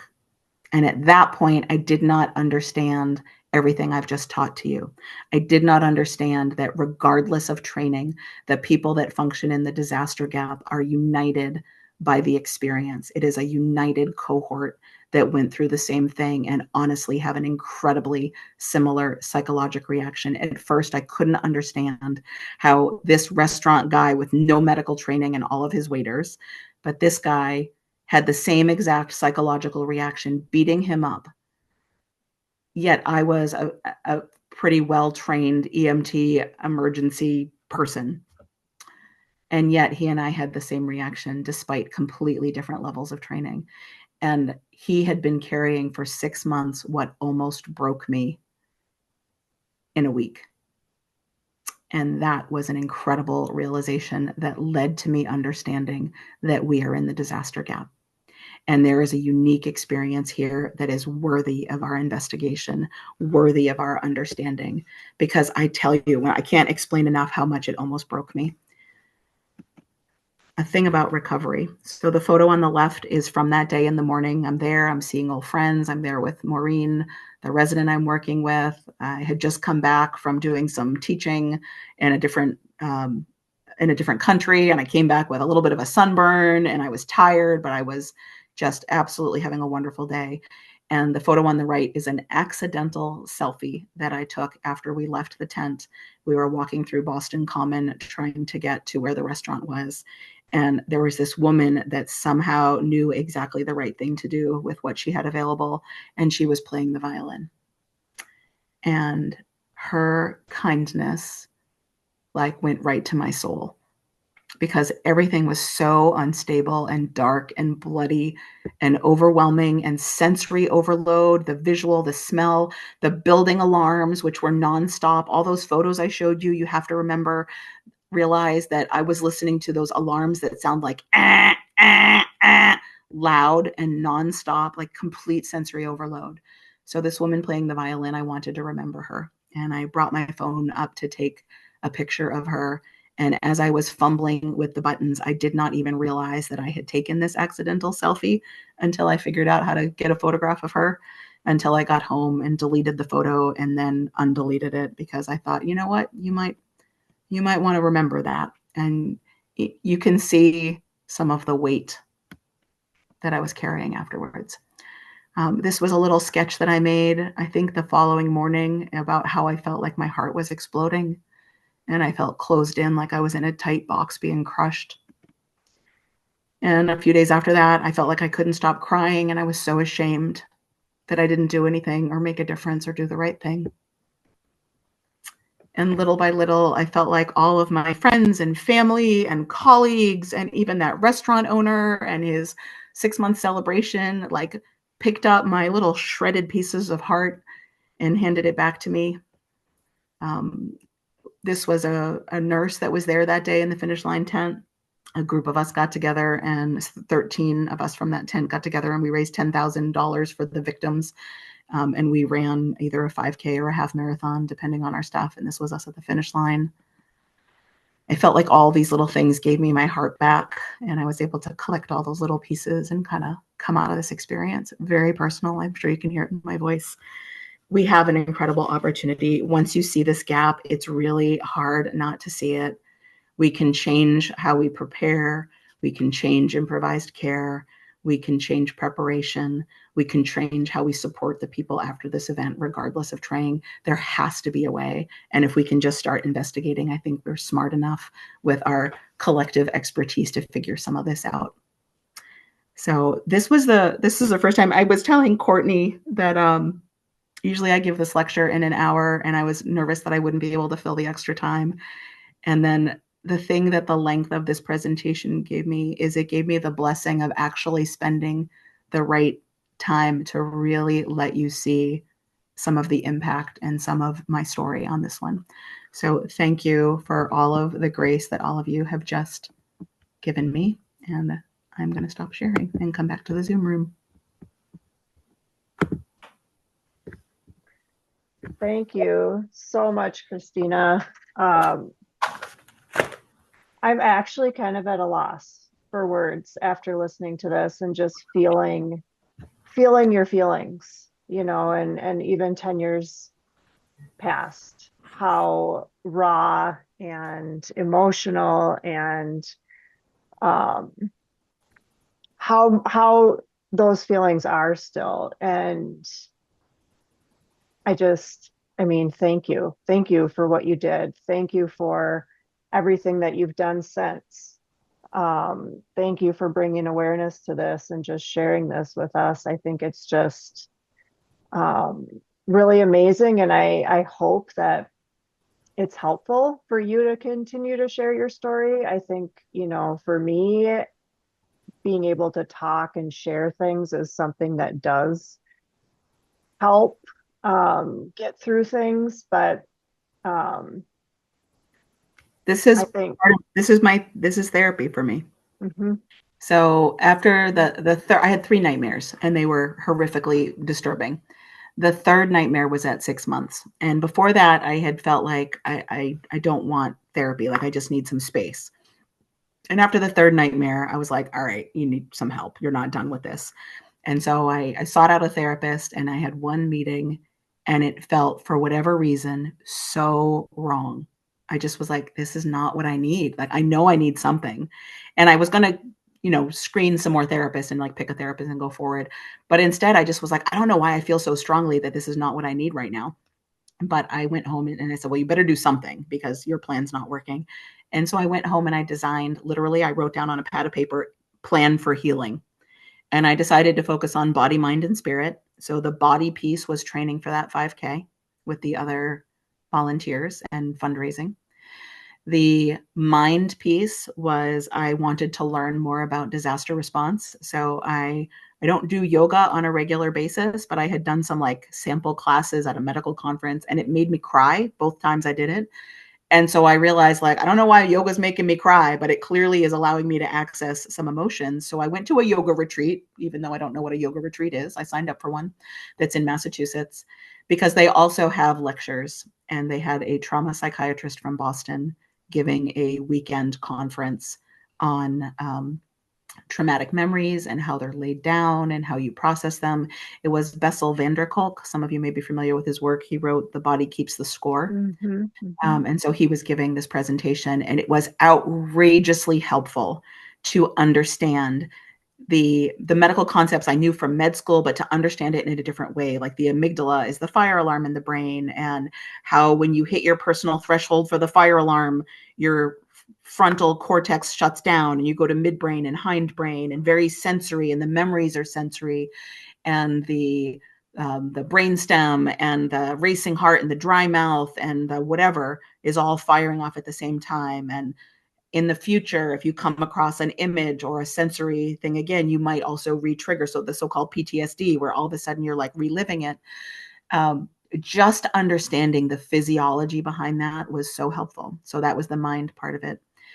And the spirit piece of it was partly the yoga piece, and also just my acknowledgement that, like, I give myself room to learn this and understand this and share this, because I knew early on that I had learned something big that I had never been taught before. I didn't have any words for it at first, but I knew it. And then the first concept the first thing I was aware of was what I initially called immediate responders, and started using that and lecturing about it, enough that it was picked up by the Hartford Consensus. They use it there. They didn't credit me. So if anyone in here wrote the Hartford Consensus, I'm a little bit mad at you about that. That's the predecessors to Stop the Bleed. But nobody could remember the term immediate responder. And so I changed it to spontaneous responder after a paramedic suggested it. It makes more sense than if it's self-explanatory. But that permission to study this myself, understand it, and share it has been the most healing part. It's partly the reason the story has never changed twice. I've learned early on that people, at first, nobody would listen to me because this is not paradigm, right? Like, is the scene safe? You're supposed to teach it, teach it. Improvised tourniquets are bad. That's what you're supposed to teach, teach it. Nobody teaches about this disaster gap. It doesn't exist, really. It's starting to exist. I'm trying to make it exist. But early on, the most experts were so derogatory. They're like, no, no, no, you're a first responder. No, no, no, you're a bystander. And the only thing that would cut through that paradigm of their expertise was when I let them see a little bit of the pain, when I actually told them the nitty gritty story, because that they could relate to if they've done a bad call. That's when they started to understand. And so early on, I realized that is an important thing that I have to do to share the story. With time, I think I've gotten more comfortable with some of the content expertise, and I often can limit it to just that. And now it's only sometimes that I let some of the raw emotion through. And the raw emotion's always there. I don't carry it with me on a daily basis at all anymore. I sort of choose to share it in these moments, but it's being able, if you've any of you listening have been through the really rough stuff where it's still there, find a way to get it out through movement, through writing, through music, through talking and teaching, or sharing stories like this. The amount of people that have come up to me afterwards to say that this resonates or unlocked a bit of understanding in them is massive. That restaurant owner, when he told me I can't sleep, haven't slept in 6 months, and I looked at him and I said, listen, I'm an emergency doctor. I've been doing this since I was 14 years old. I've done a lot of training in this space, and I had the exact same feelings as you. And I know how shit it was there. And I know how bad it was. And I know what it feels like to have those thoughts beating you up and you can't sleep, because I was exactly there. And I'm like, and I promise you, I promise that I know 100% that that is just a reaction that you have, and that you did enough and made a difference and did the right thing. And I saw that burly, tall, stoic Italian restaurant owner get tears in his eyes. And I saw the weight of the world come off of his shoulders. And I hope that if he ever hears that I tell his story, that he reaches out to me, because I would love to know if he actually got some sleep after that. And I genuinely hope he did. But that is the power that awareness of this has. Like, if we, all it took was for me to be a 1 week I didn't sleep, people said the same things, and I was like, oh, apparently that's a stress reaction and not actually me needing to be ashamed. And it was gone. And 6 months later, and I cannot imagine what it felt like to carry it for 6 months, because as I said, it almost broke me. He carried it for 6 months, and all it took is what it looks like is all it took was for me to say, yes, I know, you're right. That's what it feels like. And you did enough, and you did everything right. Mhm. Because what more could he have done with his lack of medical experience than show up on the street doing his best to stop life threatening bleeding? So, why don't we give people like him the gift of starting to teach people how to optimize improvised care, starting to teach people how to be safe in an unsafe scene, starting to have those messages find their way into first aid, CPR, EMT, paramedic, medical school classes, and even finding their way into media, just like CPR lessons on The Office, the TV show The Office, have saved Mhm. several lives, including kids that did CPR on like their uncle because they watched it on a TV show. When you get the training is consistent and out there and available, it finds its way into those spaces and can share knowledge even beyond its intended audience. Yeah, and I think that's kind of a good segue into a question that we get from Cassidy. And I don't know if you can see the questions, Christina, but I can read I it. don't know. Chat, is it over there? So Cassidy's asking, we see and hear about traumatic events every single day with increased rates of mass casualty incidents. What are your thoughts of incorporating mandatory basic life-saving skills training into school age curriculum, like middle and high school, or even potentially younger? I think this discussion is the same discussion that has been happening with CPR for like all of time. Like, should we mandate that you have to learn CPR to get your driver's license? Should we mandate that you need it to graduate from middle school or high school? Um, Once we get to the point of this being teachable training, like, of course we should. And the answer is the same thing for CPR. I think it's going to probably continue to be a challenge because there's so many hours required for this curriculum and what's allowed and budget and time, and all of the challenges will always be there. But in the communities that choose to do these things and add this to their requirements, then I certainly hope that some of this curriculum would find its way there. A lot of the bleeding control is in Stop the Bleed. It doesn't really include the psychological component. I think it's important to bring that into it. The how to be safe in an unsafe scene isn't really in anything. I thought about trying to design a curriculum to share, and then I immediately felt overwhelmed when I realized, like, who am I to tell a firefighter how this curriculum is relevant to them, or how this, not the curriculum, how this concept is relevant to them? Or who am I to tell a public health professional or a law enforcement officer? Like, I can't tell law enforcement how this is appropriate. I just know it's relevant. I just know it's relevant because if you're an off-duty cop in Las Vegas and getting shot at, this is relevant. How you prepare and how you care for people. It's relevant for civilian non-medical accountants. It's relevant for all of us. But I can't change the fire service textbooks and the law enforcement textbooks. But if I can convince people of these ideas, those respective fields will know how it's relevant. Like, just from talking to you when we were sort of planning this meeting, you it made me more aware of, like, I don't totally understand the public health mindset and approach and the way you tackle problems, but I think it's relevant, and I'm hoping that your respective experts will be curious about this or do a research project about this, because at this point I have released the concept to the world. I have no jurisdiction over where it goes. You and your experts, you know where it's relevant. Take it where it will go. Any listeners in there, if this inspires you anyway to write a template for an after action report, throw it out there. Do it all. Run with it. Yeah, I think so. There's a few just mostly comments and thank yous in the chat. Um, there's a couple resources that people have shared that you can take a look at, and I've kind of been collecting them too, so I can send them in a follow-up. Uh, but with only a couple minutes left, I'm wondering if anything else in the audience has any reflections or thoughts or comments about this concept, or how you might think that it could be applicable for, your specific area of work, or any other sort of takeaways from Christina's sharing her story today. Just go ahead and unmute yourself if you would like to share.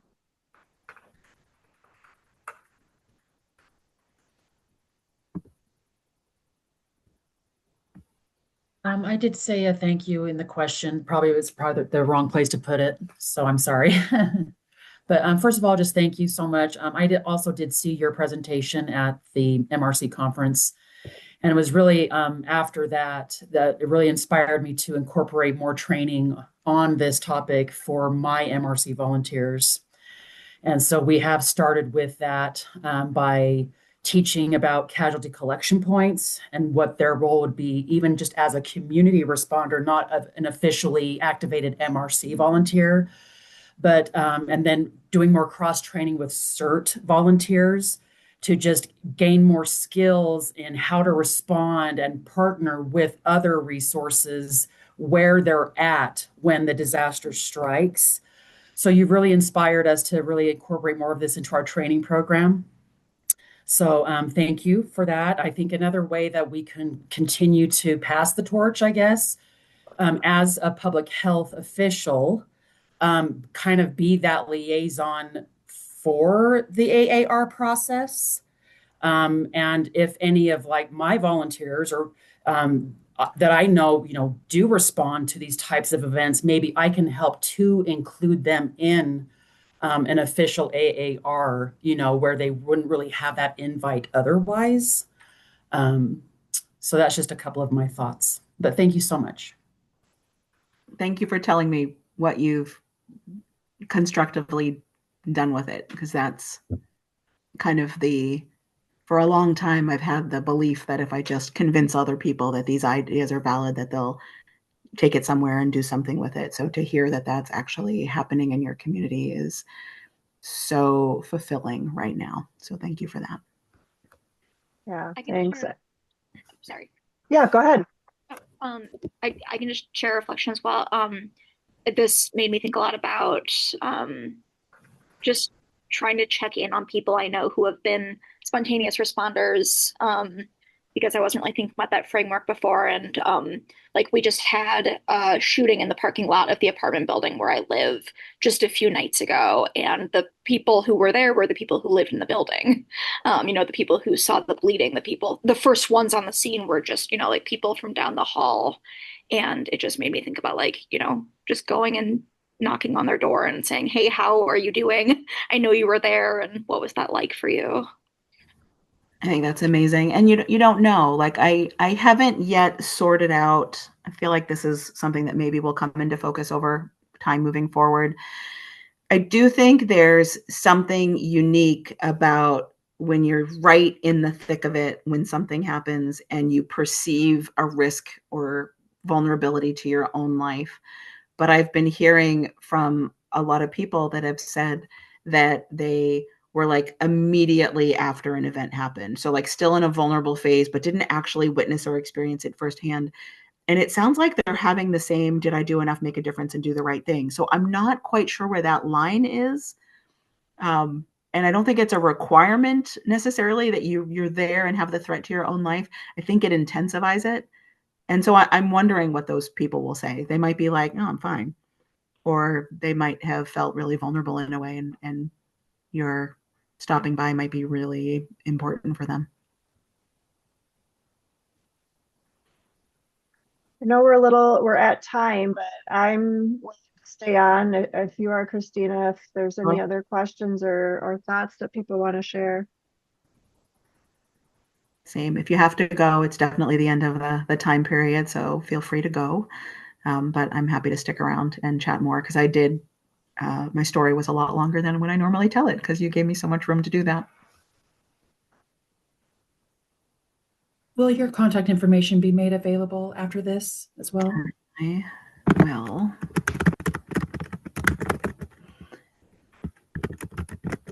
I will put my email in the chat right now. And because the whole thing is recorded, I don't want to put my personal cell, but if you email me, we can always text or chat otherwise.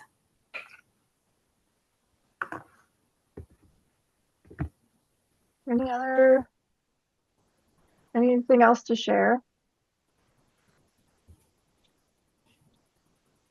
If anyone is involved in research or looking for a research project with no expectation of committing, like I would just like to know how your brain might respond to something like this. Like, what do some of you see as either like a potential research topic, or if any of you have any of that line of thinking, I would love to hear that, of just like how you would break it apart if you were trying to figure out how to get someone to do a project about this or think about this. Yeah, and I think not related to that directly, but kind of thinking about my own MRC, we already do, stop the bleed and CPR, AED first aid, and psychological first aid, and trauma-informed care, and a lot of those topics. But what's kind of striking me and what I'm thinking about is you can do all of those, but the psychological component of seeing what you saw, like the injuries and the blood, all of that kind of stuff is just, I don't know how to prepare people for that, how to prepare MRC members for that if they're not in a profession that already sees that kind of a thing, And so I need to think about it a little bit more and maybe connect with you more, Christina. That's something that I'm stewing on my head. I think I might have told you this story, Courtney, and I'll share it here. I once spoke at a disaster mental health conference, and it was really only in the first couple years afterwards. And it was about 450 people, half civilian, half military, and everyone in the room was some version of connected to disaster response or psychology, psychiatry, social work, like some version of that disaster mental health space. And after I gave my presentation in the morning, someone came up and said, will you come to lunch with us? There's like a dozen of us that want to talk to you. And I went and I sat down, and it was in a room, and they set the tables up in a big square, and they asked me very specific questions, like very specific, seemingly unrelated questions. And they're like, well, what about this? And like, what about this? And so I answered their questions. And then the person next to me started to cry. And I'm looking over at this gentleman, and I was like, oh, what is going on? Like, I just had like 12 random questions by 12 random people. And now there's someone crying next to me. And he said, I just realized that something I went through when I was like 12 years old is exactly like this. And I didn't get the support that would have helped me. And now I'm thinking about how I ended up being this kind of professional and like all this other stuff. And then next up, now there's a woman across the table, and she's also got tears in her eyes. And she says, the thing is, we all know each other. She's talking about the 12 of them. We all know each other. We literally get together after disaster events. We meet at a high school parking lot. They bring in a bus for us. We get on the bus. They drive us to the disaster site periphery, and we set up a mental health station. And we set up 3 tents.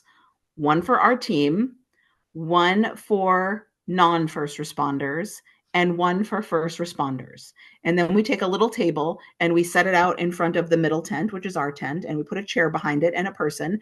And then people get in line and they come up to the table and we say, were you a first responder? And they say yes or no.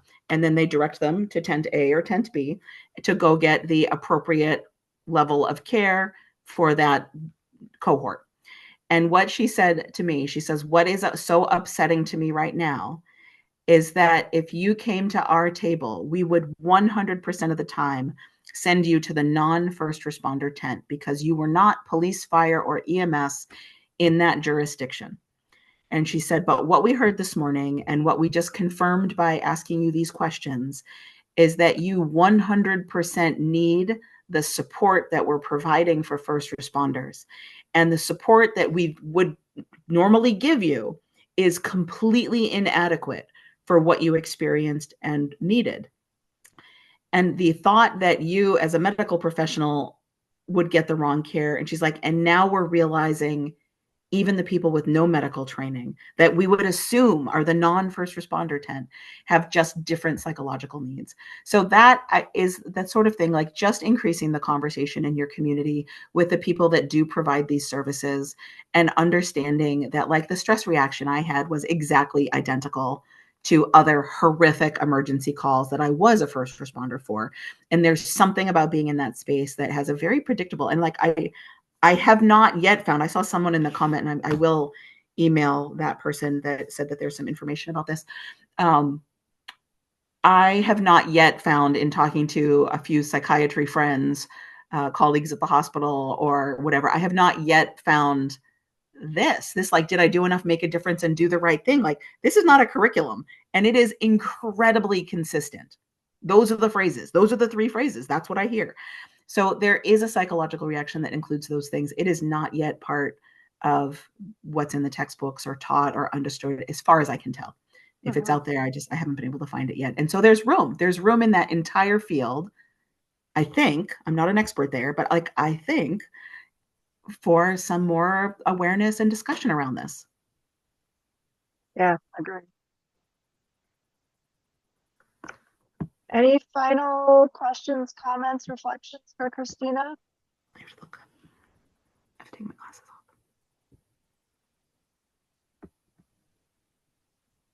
Thank you. Well, Talk to me. I'm scanning the comments yeah. right now. Thanks for the gratitude over there. Katie, did you have a question or a comment? I was just going to say, kind of like what what you talked about, like even with all of the different trainings that we have provided, the typical trainings that are popular, in the MRC world, I still feel like it's still missing some of the meat, to really prepare our spontaneous responders for these types of things, especially like for people like in my area in Utah, knock on wood, we rarely see disasters like they do like on the East Coast or, in Florida, so makes it even more challenging to even just imagine all the, like you say, the shit that you're going to be encountering, in these types of situations. So yeah, I would just be really more interested too, just hopefully there is more training that's developed, specific to this, to help bridge this gap. I'm open It's to just kind of all hard. ideas. I think modifying the after action reports is probably has the most potential to develop best practices and curriculum. Like at first I was like, maybe I can develop a disaster research and education group. Like I can't, there's a lecture that I gave online. It's recorded. And that is my proposal at the end. And people were like supportive of the idea. And I just like, I don't even know how to run with that. Like, I'm not a researcher. That's not my expertise. And so setting up something like that just didn't feel natural and doesn't make sense. This does. Educating and trying to convince people that this is important. A concept makes sense. But I think it's going to be hard to jump to a curriculum or curricula in the field, and the one that's relevant for police and the one that's relevant for EMS, the one that's relevant for first aid classes. But I think it will start to happen once we understand what the actual nitty gritty, what the bits are that need to be optimized and what the impact is. Like, I don't even know what it's going to look like to have a gap report done at an after action report meeting, but it would be like, well, who was active in the disaster gap? Were they trained? Were they untrained? Where did they get their first aid knowledge? How can we reach them? Can we do a social media campaign? Can we do a radio campaign? How many people that weren't even there are going to show up and try to take up resources just for being part of the action? Like, there's a lot there. But I think just by asking the questions and starting to actually consider the experience and impact and outcome and recovery of everything inside the disaster gap. Like, once you know what the issues are, then you can develop the curriculum around it. So it's, at this point, like, adding it is going to be pretty informal, I think. Like, if you teach a first aid class or a CPR class, just being like, you know what, I have to teach you, is the scene safe, because that's what's going to be on your test. But like, let's talk for 20 minutes about if you are at a Las Vegas concert with your training exactly as you have as of this day, with the equipment exactly as you have in your book bag or your back pocket right now. Like, let's just talk through what it looks like trying to be safe in a scene like that. And when you realize there is no option for safety, what can you do to be as safe as possible? And what kind of care could you possibly provide with whatever resources you have right now?